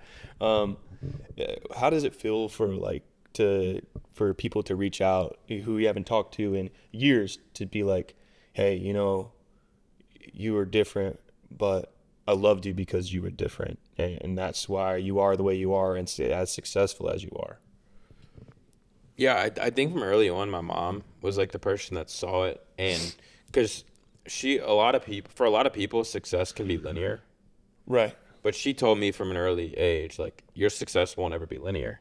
It's going to be until you find that thing, and then that's what's going to take off. right? So just having a different path than other people. So she realized that, and I think her upbringing and like the things that she went through like allowed her to see that, and she recognized it, you know. Right. Yeah, I've had a lot of great moments of people reaching out, and you know, I take a lot of pride in that, and that is another thing that fuels me to continue to set the example, because I know, like the same way that, like with Jacob Zumo, like there's no boot up customs without Jacob Zumo, right? And I had never even talked to him at this point, right? I just saw him doing that and it inspired me to do it. I know there will be other people that will see what I'm doing, whether it's in art or it's not, Right. that will be inspired by it. And like, that makes me happy. Like I take a lot of pride from that. And it's something that I never knew that I would be able to inspire people like that. And, yeah, I take so much pride in it. It means a lot to me. And that's something that like, I don't focus on it by any means, but it definitely is something that, that keeps me going. For sure. Now, can you talk about any up and coming collabs that you have coming? Yeah, so I'm going to be doing a lot of stuff with LSU baseball. We just did a project with Haley Van Lith with LSU women's basketball. Yeah, that was incredible. Which is really exciting. So we'll post that in a week or two. Honestly, I've been really behind on some of my projects that I've already done that I haven't posted yet. So I will have some new football content even through the off season. Oh, that's good though. Yeah. Well, and it's, you know, it's good, but also like I need to get my stuff out on time and you know, organization. Yeah. So working on doing better with that. Got a lot of cool football stuff still to post. I'm gonna be doing some stuff with the Cavender twins. More LSU women's basketball. Honestly a lot of stuff that I won't share today, but I do share with people because I do believe in manifestation. Absolutely. Right. And so like there are projects that I will be talking about that maybe aren't locked in yet that I'll still talk to my friends or people about, because I do want to put that into the universe and be able to bring that to fruition. Absolutely. That leads me into my next question perfectly. If you could work with anybody, who would it be? Joe Burrow, for sure. Joe Burrow. Joe Burrow's the bucket list project for sure. And it's funny, we've DM'd back and forth back to 2018, 2019. Wow. And like had plans to do some stuff, but then the microscope just got insane in 2019 to where it was like, you know, you can't do anything with him, you know. Yeah, and again, this was also pre-NIL. So like the microscope was crazy because they don't want him to get in trouble. Right. And he's such a football. He doesn't deal with a lot of stuff. He's football focused. Right. So Joe, if you're watching, I was the first guy to ever ask Joe Burrow to do custom cleats. The one and only. It was me. Michael Anderson, ex Joe Burrow. Let's make it happen. Yeah. Oh, we're gonna make it happen. And so that's like the thing where it's like it's only a matter of time. Now again, he's not very flashy. He doesn't like do custom cleat stuff, but like he will do it for charity. So at some point I'll do the My Calls My Cleats, and that'll happen because I'm going to continue to be consistent, to be undeniable, to where it'll be obvious that we have to do that. Yeah. I want to work with Tyron Matthew this upcoming football season. That's in the works. So I've talked to Tyron.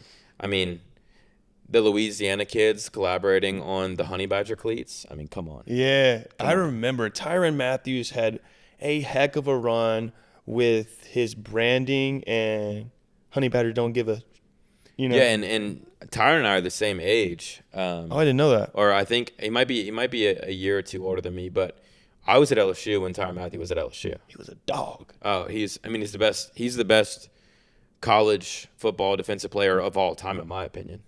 He was like an offense on defense. I mean, it was unbelievable. Yeah, he was taking that ball. Man, he would just strip it. Yeah. I mean, for anybody who doesn't know who Tyron Matthews is, just probably put out some highlights. I mean, guys would literally be running with the ball, and he would just come and strip it. There was a game in Dallas against Oregon that we went to. I think it was the home opener in 2011. It was number 2 LSU and number 3 Oregon. And Nice. I think it was the opening kickoff. And maybe it wasn't the opening kickoff, but early in the game where they kicked the ball, or we kicked the ball off, LSU kicked the ball. and then Tyrann Mathieu ended up with the ball and scored. Like, how does that happen? How do you score a touchdown on a kickoff? And the fact that he was even special teams at that point. Right. Yeah. I mean, yeah, you played him every down you could. Right? Absolutely. So yeah, I want to work with Tyrann. I want to work with the Saints, and I want to continue to develop the LSU relationships that I have. But we're not just staying there. You know, there's some people in pop culture that I'm Right. trying to work with. Like? And some big plans. I mean, I want to work with guys like Morgan Wallen, like Jack Harlow.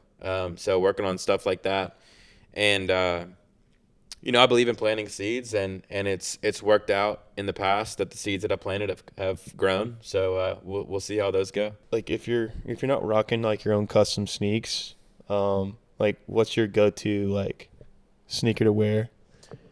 Give me your beaters, and then give me like, oh, I got these. Yeah, so I'm a big Jordan 1 guy. So I almost exclusively wear high top Jordan 1s. And what are you rocking right now? Right now, I got the Travis Scott Jordan 1s on. These are my favorite pair. This is actually the third pair of these I got. The other 2 just got destroyed after a lot of wear. And my other pair is my beaters right now. Yeah. And just after a while, I mean, I buy sneakers to wear them. I'm not gonna. There's a few pairs I have that kind of like sit where I'll only wear it to art projects or like indoors. Yeah.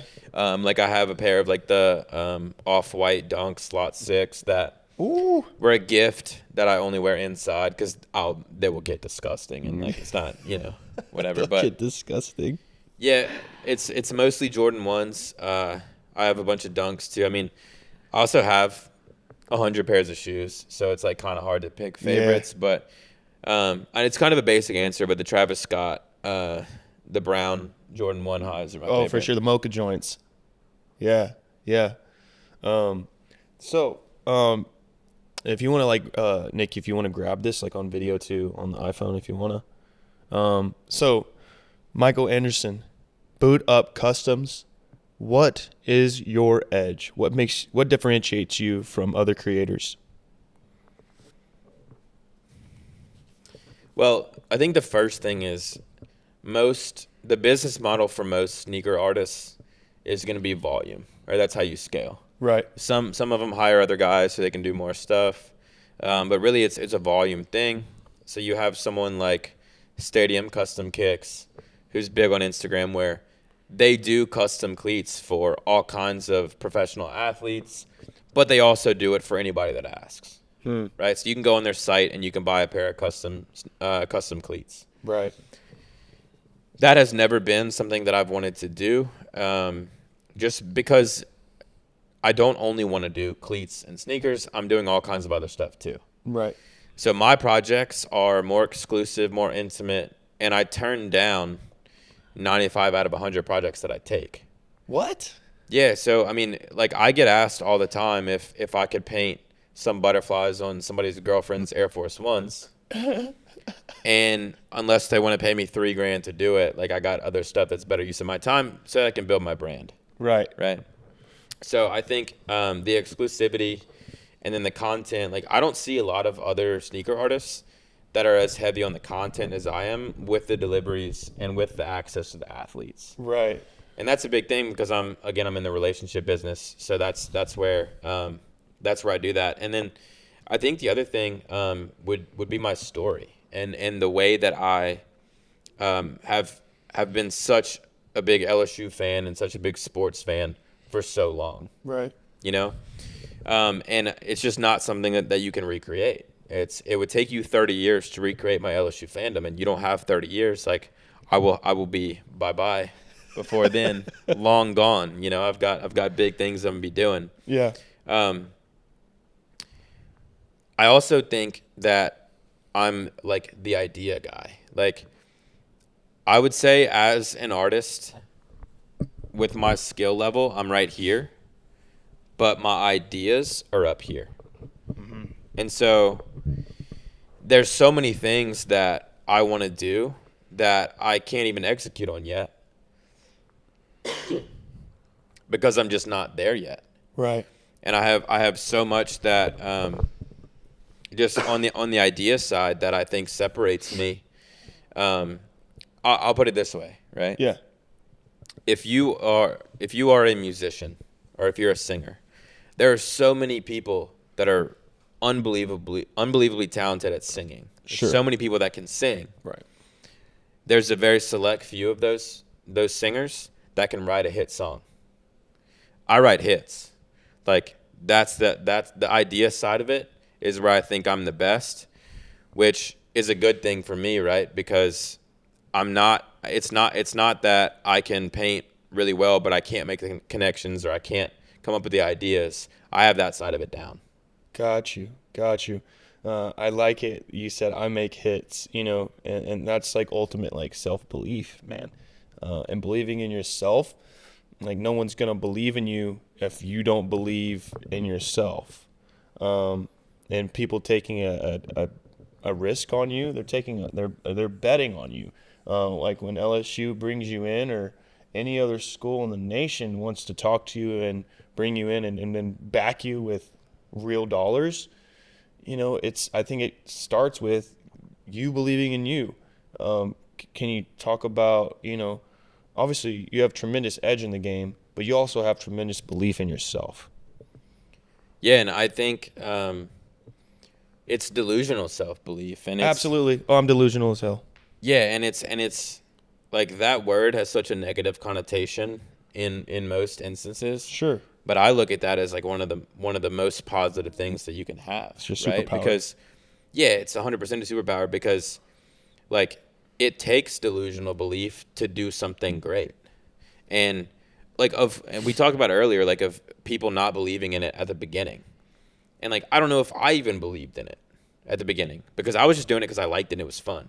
I wasn't doing it because I knew that I could make it or whatever. Like that came with time. Like the belief came with time because I trained myself to do it. And I get inspiration from music that I listen to and guys like Russ that talk about that, where it's Right. like, yeah, even whenever I didn't have any reason to believe in it, I believed in it, and love yours. Like as J. Cole says, it's like you don't get to be anybody else. All you can do is be the best version of yourself. And I think it doesn't matter what industry you're in or what you're doing. You have to be delusional because it doesn't make sense to people because it's crazy. Right. But it's only crazy. So Kid Super has a line. One of my favorite brands, one of my biggest inspirations. Kid Super has a line that the plan is crazy if it doesn't work out, but if it works out, it's genius. Yeah. Right? And so a lot of people aren't going to understand it, and you have to be able to weather that storm and withstand all of that stuff. And the only way to do that is to be delusionally confident, have delusional self-belief in what you're doing. Because to do something great takes doing something that nobody could. Why would anybody believe in it? They're not supposed to because it doesn't make sense. Things that make sense aren't great. And usually when you're believing in something, you're at its conception, right? You're like at the birth of Boot Up. And it wasn't Boot Up when you started. It was freaking Michael Anderson taking a chance on himself, and it turned into Boot Up Custom. It turned into meeting the connections and exploring and risk taking. I'm going back, like the social media side is such a it can make people seem like this is easy, and I hate this so much when they say, "Oh, of course he's doing that. He's a natural at it." I'm like, "Yeah, I'm naturally like an insomniac now. I'm naturally nervous. I mean, even before the cameras turned on, dude, you saw me. I took like 50 deep breaths. I have like these thoughts that I have to like get together, so that we can carry like a great conversation, and I do have to prepare. I do have to study. I got to look up all of what you got going on, because your time is precious." Well, it's funny. One of the comments that I get the most is, "Wow, you are so talented," and like Yeah, I'm talented for sure, and I appreciate that because that's a great compliment. Sure is. But I wasn't born able to do this. I mean, look back at my early work and look what I'm doing now. Like, yes, there is a baseline level of talent to be able to do it, a barrier to entry for sure. Sure.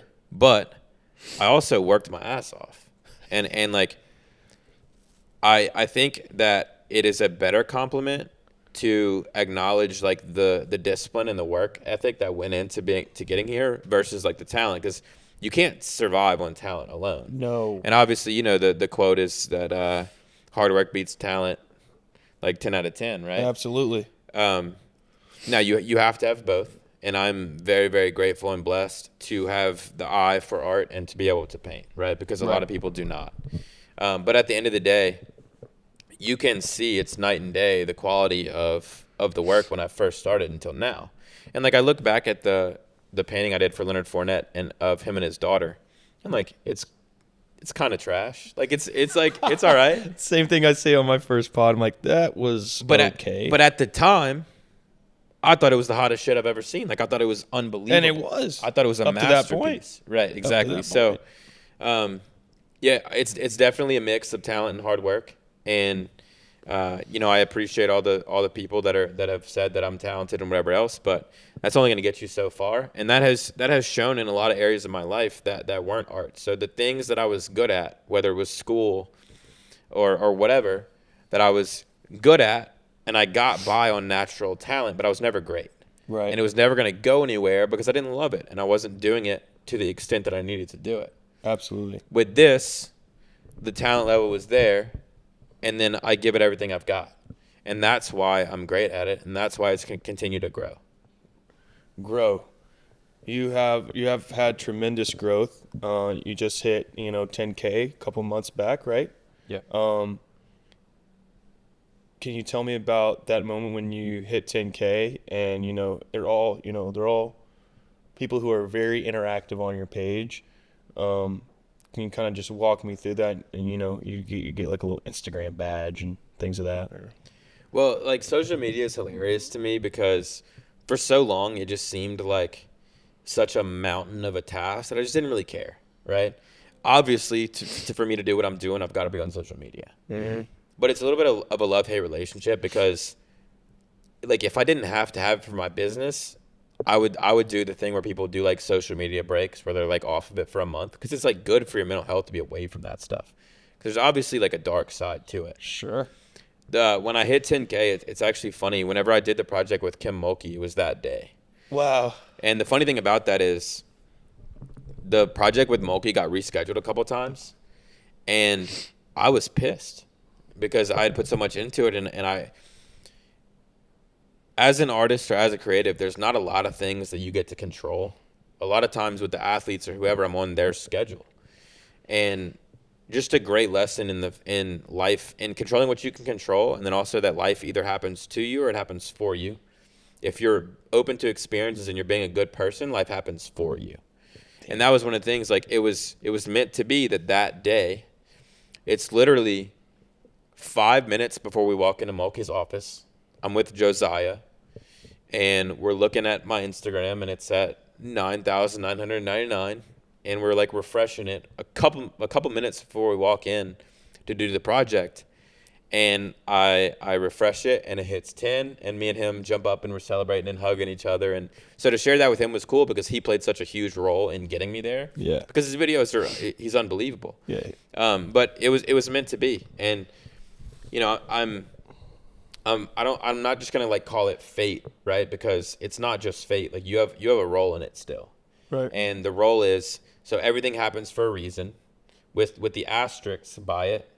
Like, if you're being a good person and you're working hard and you're doing the things you're supposed to do. Right. Right. You can't be a jackass all the time and say, "Oh, well, everything happens for a reason. I'm good." But if you do the things that you're supposed to do, then I think life will happen for you. Right. And that was one of those special moments, and I'll never forget it. And like 10K to a lot of people is nothing. It's right. And to me, as far as where I want to go, it's nothing. But it was a milestone, and I'm gonna celebrate all of them because I believe in giving myself flowers. Like I don't need to look anywhere else and get validation or get flowers or get a pat on the back, because I give it to myself. Right. And like, I'm going to celebrate the milestones. And I'm also doing it publicly and basically posting receipts. Like the come up is documented. Right? Like, we have it on camera where I came from and where I'm at now and where I'm going. And I'm going to continue to document that so that people can see that it didn't happen overnight and that it took a lot of hard work, and that you don't have to have everything exactly squared away and you're going to blow up right away and whatever else, right? It's going to happen with time. And so it's cool to share that, like, with the people that support me. And we've built a community, right? It's like, I like to talk in we, not I, because I didn't do this myself, and I couldn't do this without the people that have been supporting me.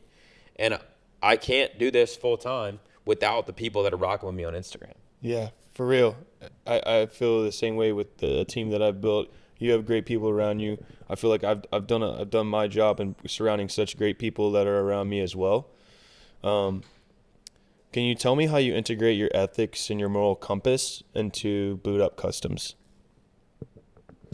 Yeah, so I think that starts with what we talked about earlier about being present, right? Whenever I give the shoes or the cleats to an athlete, I want to remind them to be present, to stay 10 toes down, and remember who and what they play for, right? It's like staying grounded, because it's so easy to get caught up in the moment, or to focus on what's coming next, or to worry about the past or whatever else. Yeah. So I think that's where it starts. And then, with the two things that I think guide me would be, first off, like, my activity level. Yeah. And just like continuing to work. And momentum is a huge thing. And I think where the moral compass side of it comes in is the better of a guy I am, the better my work gets, and the better of things that happen to me. I believe in karma, I believe in the universe, all that good stuff. But I'm good to the people around me, and I think I receive that in return.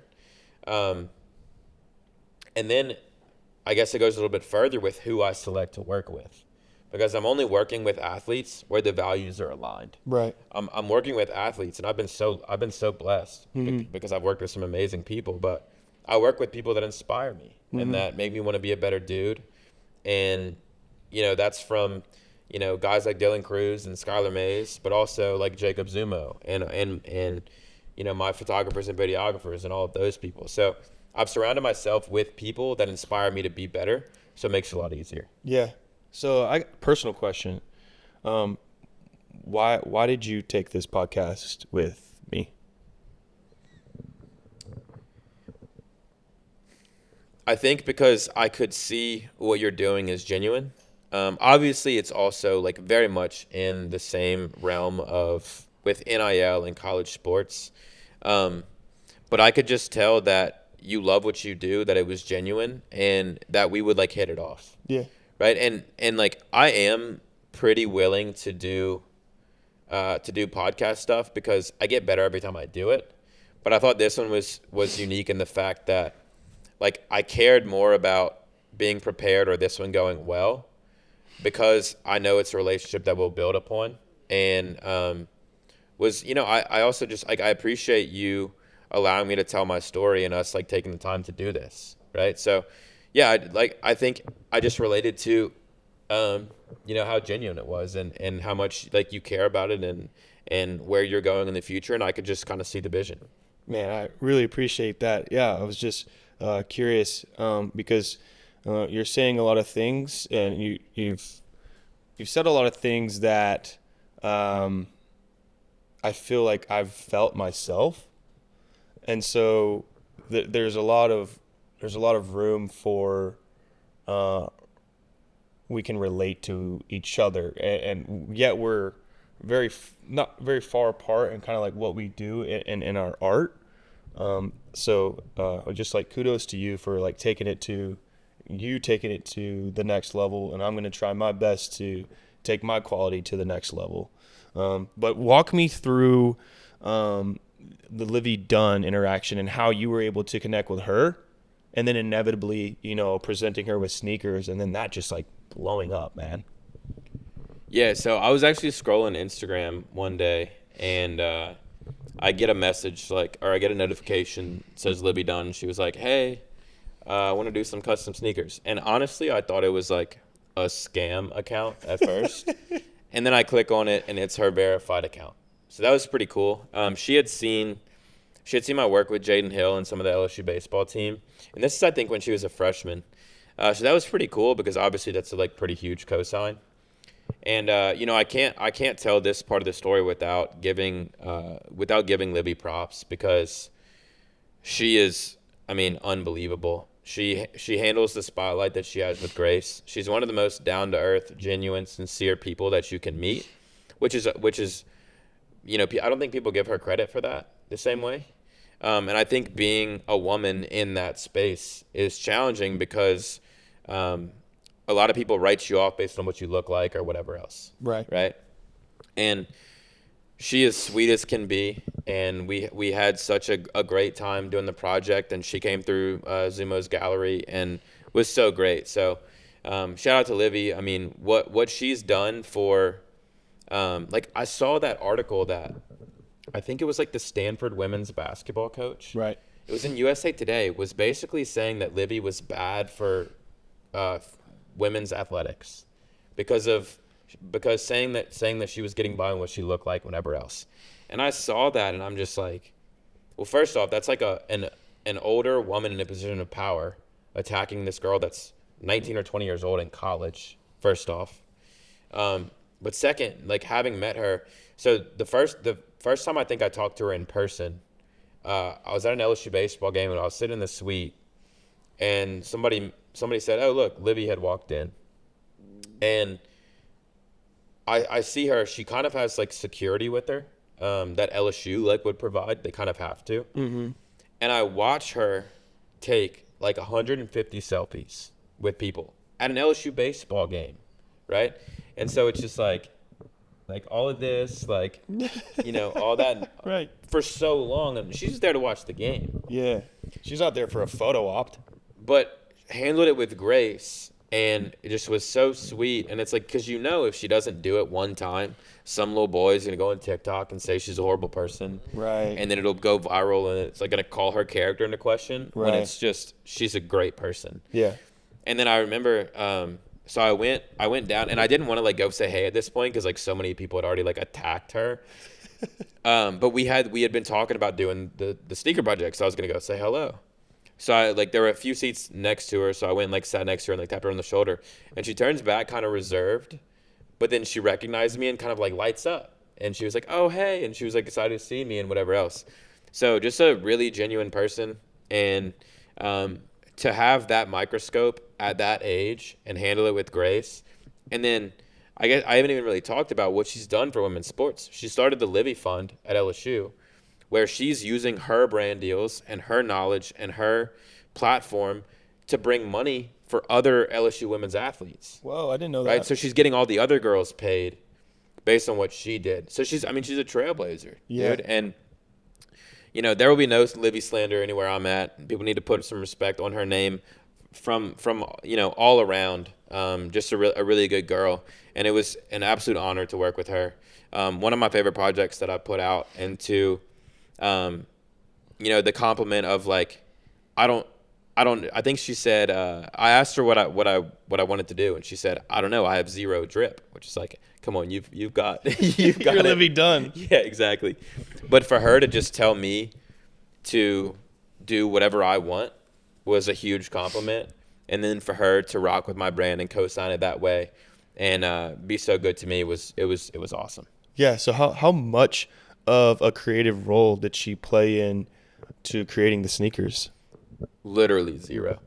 She lets you take it by storm and run with it. Yeah, that's actually been happening for most of my projects recently, which is the best compliment that you can give to an artist, because I can do stuff all day if you tell me what to do it and whatever else. Now, I've got there was a point early on where I'll do the whole project based on exactly what you want, but it's not going to turn out as good because if you're designing it versus me, who's the artist doing it, right? Now I've been able to the cleats for Clyde at the Super Bowl. He had a group of buddies that wanted certain things on there. I was like, okay, I'll take that into consideration, and I'm going to do my thing, and you're just going to like it because it's going to be awesome. and it would be much better than if you would design the whole thing. But it's a great compliment to have, like Jaden Daniels and those guys say, no, just do your thing, man. Like Xavier Worthy at UT, just do your thing. Malik Neighbors, same way. So that's been really cool. Patrick Queen, same way.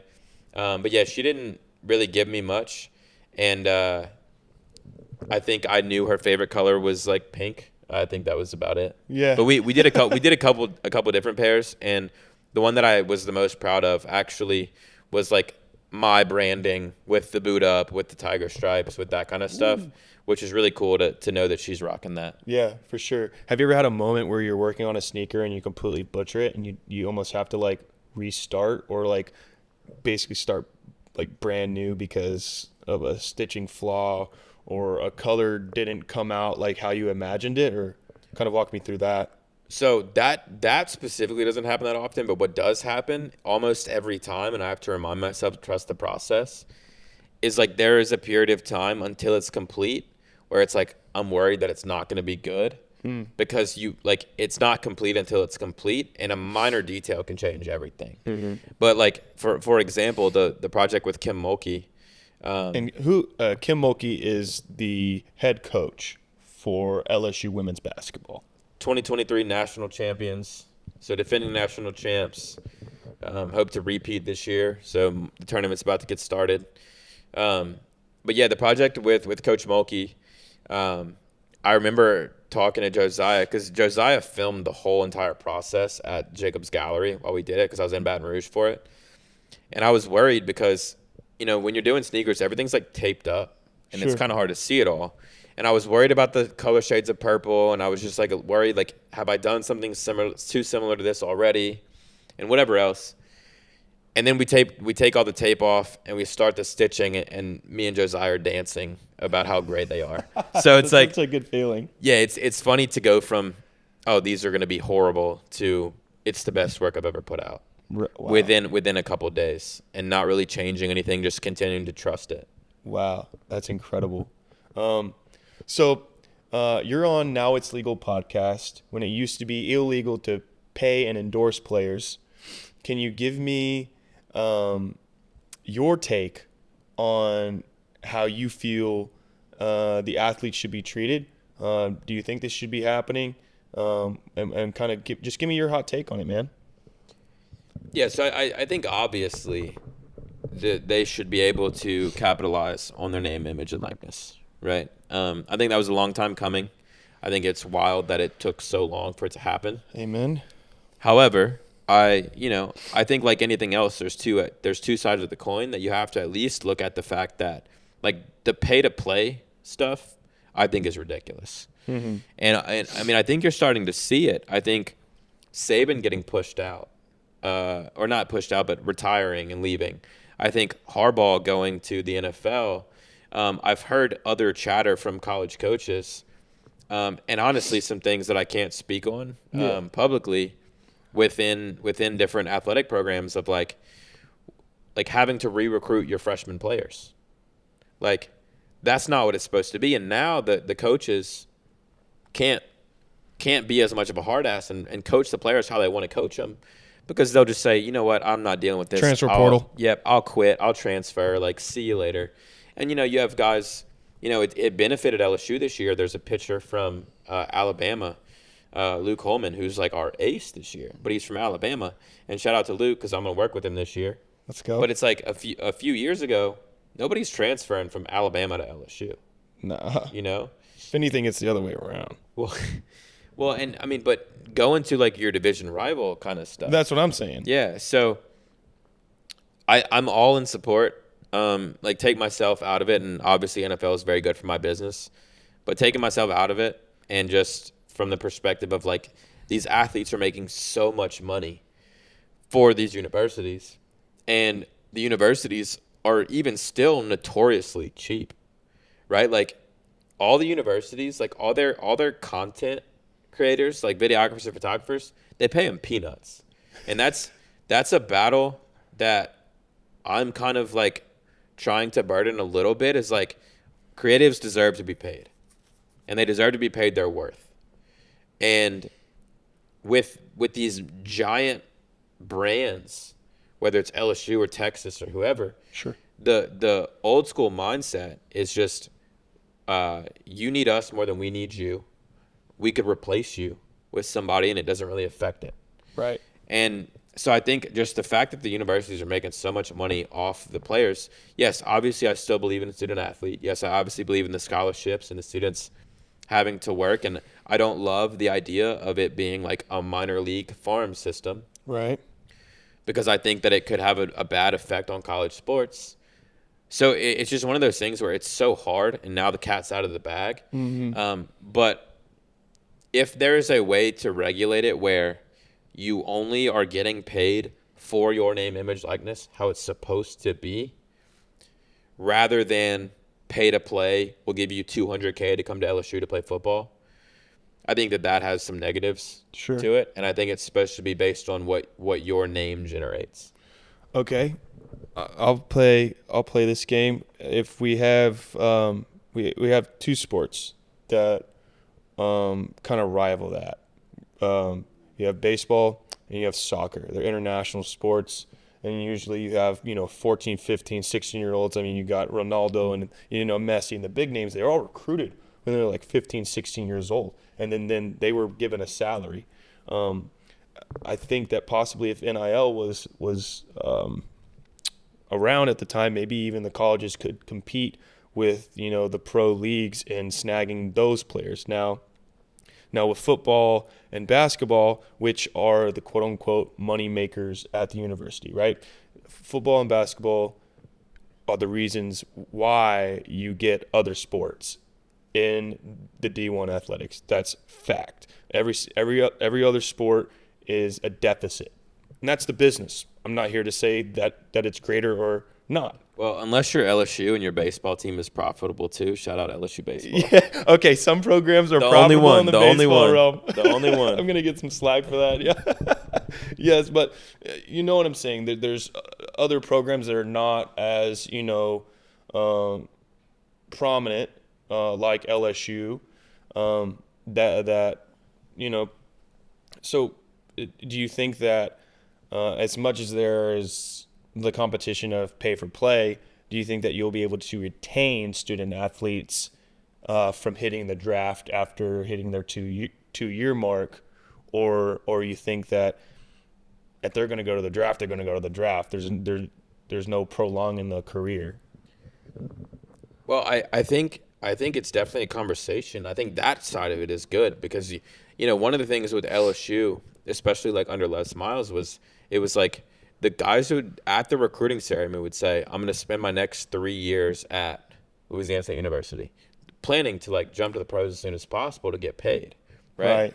And I mean, you have to understand, like, a lot of these kids come from underprivileged backgrounds that like the common person really doesn't, the common LSU fan, I would say, doesn't relate to. They don't understand that struggle and some of the places that these kids come from. And, I know that there's a lot of times where, like, NIL money is going back to the family to, like, pay bills. Keeping the lights and stuff. on. Yeah, exactly.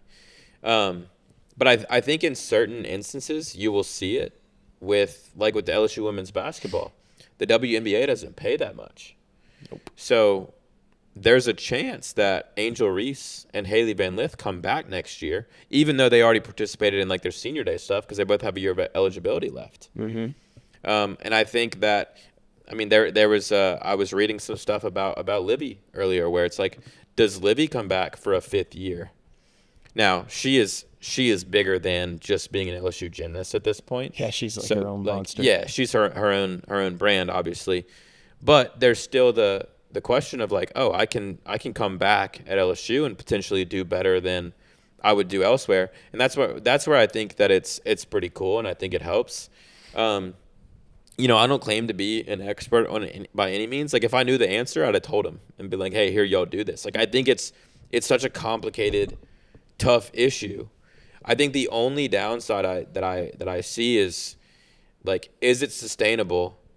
And are we really paying these unproven football players to come to university for this much? And then just, what it does to the coaching industry and just having to re-recruit your freshmen. Sure. And just with the stress that it puts on. I mean, college recruiting is 24/7. Don't stop. That's a hell of a job, like to have to do that. So like putting myself in that shoes, like I could see why somebody would go to the NFL, where you have an off season, Right. or where you're not having to recruit 24/7, or you're not worried about your players transferring to a division rival. Right. So we talk about recruitment and that it doesn't stop. So, and the NIL and the pay for play and things of that nature. But when you have these head coaches, assistant coaches, wide receiver coaches, training and stuff like that, jump around to different universities, get recruited, moving up, moving down, just nature of the business, so to speak. And all of these numbers, right, are available on Google. You get Jumbo Fisher getting paid $76 million. You got other coaches making $2 million, 5, 10. You know, the numbers can get absolutely outrageous. And inevitably, they're not taking any risk. And I mean that they're not taking any risk like physically. Obviously, they take a risk by just taking the job. But, I think it's kind of leveled the playing field in a way where these guys can kind of transfer and go as they please. Not that needs to be that doesn't need to be like the end all be all. Like I understand being loyal to a certain university is gonna pay more dividend than you having 4 colleges and 4 careers. I'm not for that. How do you think the players feel whenever they can see how much their $1 million coach is getting paid, Well, yeah, and like I said, like that's why I'm overwhelmingly in support of NIL and stuff, Sure. right? Like it's obvious how much the coaches are getting paid. It's obvious how much the universities have been making. It's obvious the exposure and the things that you like, the things that the university gets that you don't see as direct dollar signs. Like the best way to increase enrollment and increase test scores of applicants going to LSU is for them to have a great football team. You saw it at Alabama. That's true. Right? Alabama got significantly better as an academic institution when the football team was good because you have all these people out of state that want to come be a part of this football program. Absolutely. Right? So, and then I saw some stats on like the exposure dollars that LSU got whenever LSU women won the national championship last year. The women's basketball program operates at a deficit, but that is invaluable for promoting the brand of LSU and for attracting students and things like that. So yeah, I'm definitely overwhelmingly in support of NIL. I think it's like anything else where it's like change is scary. Mm-hmm. And I care so much about LSU and I care so much about college sports, where like I like college football more than I like the NFL. Yeah. And I've just been a diehard fan for so long. Now I still love the NFL and I love the Saints and all that. But it is definitely like uncharted waters, and I think it's hard because there's not a perfect solution. Like nobody has come up with something that makes it better than what it is now. I think there is a way to tweak it as it goes to make it as good as it can be, but I don't think there's a perfect solution, and I think it's obviously significantly better for the players and more fair to the players now that we have it. Yeah, and it's really hard to say with the the NIL is not even 5 years old. It'll turn 5 in 2025, and really you're coming out. It got passed in 2020. Then you had COVID, and then the NIL is basically like marketing on steroids. And then you have companies who are just excited that they didn't go bankrupt during the COVID. So not a lot of people had a lot of capital dollars to invest. So it was a very slow creep of dollars entering the NCAA space. Not applauding COVID by any means, but I'm saying it created a buffer, for these athletes. I'd be afraid to see what it would be if we didn't really have that recession to kind of like buffer those dollars coming in, because it really could have really messed some things up if it didn't start slowly and companies weren't, ultimately prepared for the law to be passed. Well, and I also can see it from the, now having had signed NIL deals with corporate entities to sponsor my cleat projects, and talking with my athletes about certain NIL deals and things they have, I've seen the benefits of what it does for companies too, where instead of having to go through the institution, they're going directly to the players. If I'm a business in Baton Rouge, Louisiana, 100% I'm doing NIL stuff. For sure. Right? Number one, because it's awesome and you get to be involved in LSU sports, whatever else, but it helps the community. I mean, Louisiana as a state is at its best when LSU and the Saints are good at football. Yep. Right? Like that it keeps the city going. It brings it alive. So Absolutely. I've seen it from the business side of it too, and there's some really awesome companies within Baton Rouge that are doing a whole lot of good for the university and for the athletes through their NIL projects. Absolutely. So I'm all for that and excited to continue to, develop relationships within that space and to continue to work within my community to work on those projects and to do something special with the athletes that I think is unique and that I think a lot of the athletes aren't able to do. Yeah. And something that like if I'm a big brand and I see this LSU baseball player doing this custom cleat project and doing all the content and the things that come with that makes them more marketable to me and like I want to work with them more. So I think that's another cool spot where I fit in of just it's something unique and something different, and I think makes is going to bring them other opportunities down the road. No, absolutely. So, Michael Anderson, Now It's Legal podcast. We're wrapping up here, but if you want to let any of the people know what you got going on, you got any announcements that you want to say, this is your chance. Yeah, the next evolution of what I'm doing over the next 4 weeks or so, I'm going to have my first big fashion drop. So I'm putting out a pair of custom Jordans to the public for the first time. Whoa. As well as a hoodie. And I'm really, really excited about it. It's going to be the first of many. This is what's going to be the lifeblood of my business. And then, I've had so many incredible people reach out that want to support what I'm doing, but they don't play D1 sports, so they're not really a cleat or a sneaker client, right? Right. So this is going to give everybody that wants to support what I'm doing a chance to do it. They'll be able to rock the brand, and just the beginning of something that I know is going to be really special. So that'll be up on bootupcustoms.com. You guys can find me on Instagram. It's at get.like.mike and at bootupcustoms. Michael Anderson, everybody. Brother, I appreciate you so much coming on the pod. Yes, you got a lot of great things cooking up. I'm a believer in you. I'm definitely going to need one of those hoodies. I'm definitely going to be just swiping the card to get it for sure. Hopefully I can get it before it sells out. Hey, man, I appreciate it. There is only one way from here, and it's up, buddy, and you got it. Yes, sir. It was an honor to do it. I appreciate you. Now It's Legal podcast. Thanks for joining.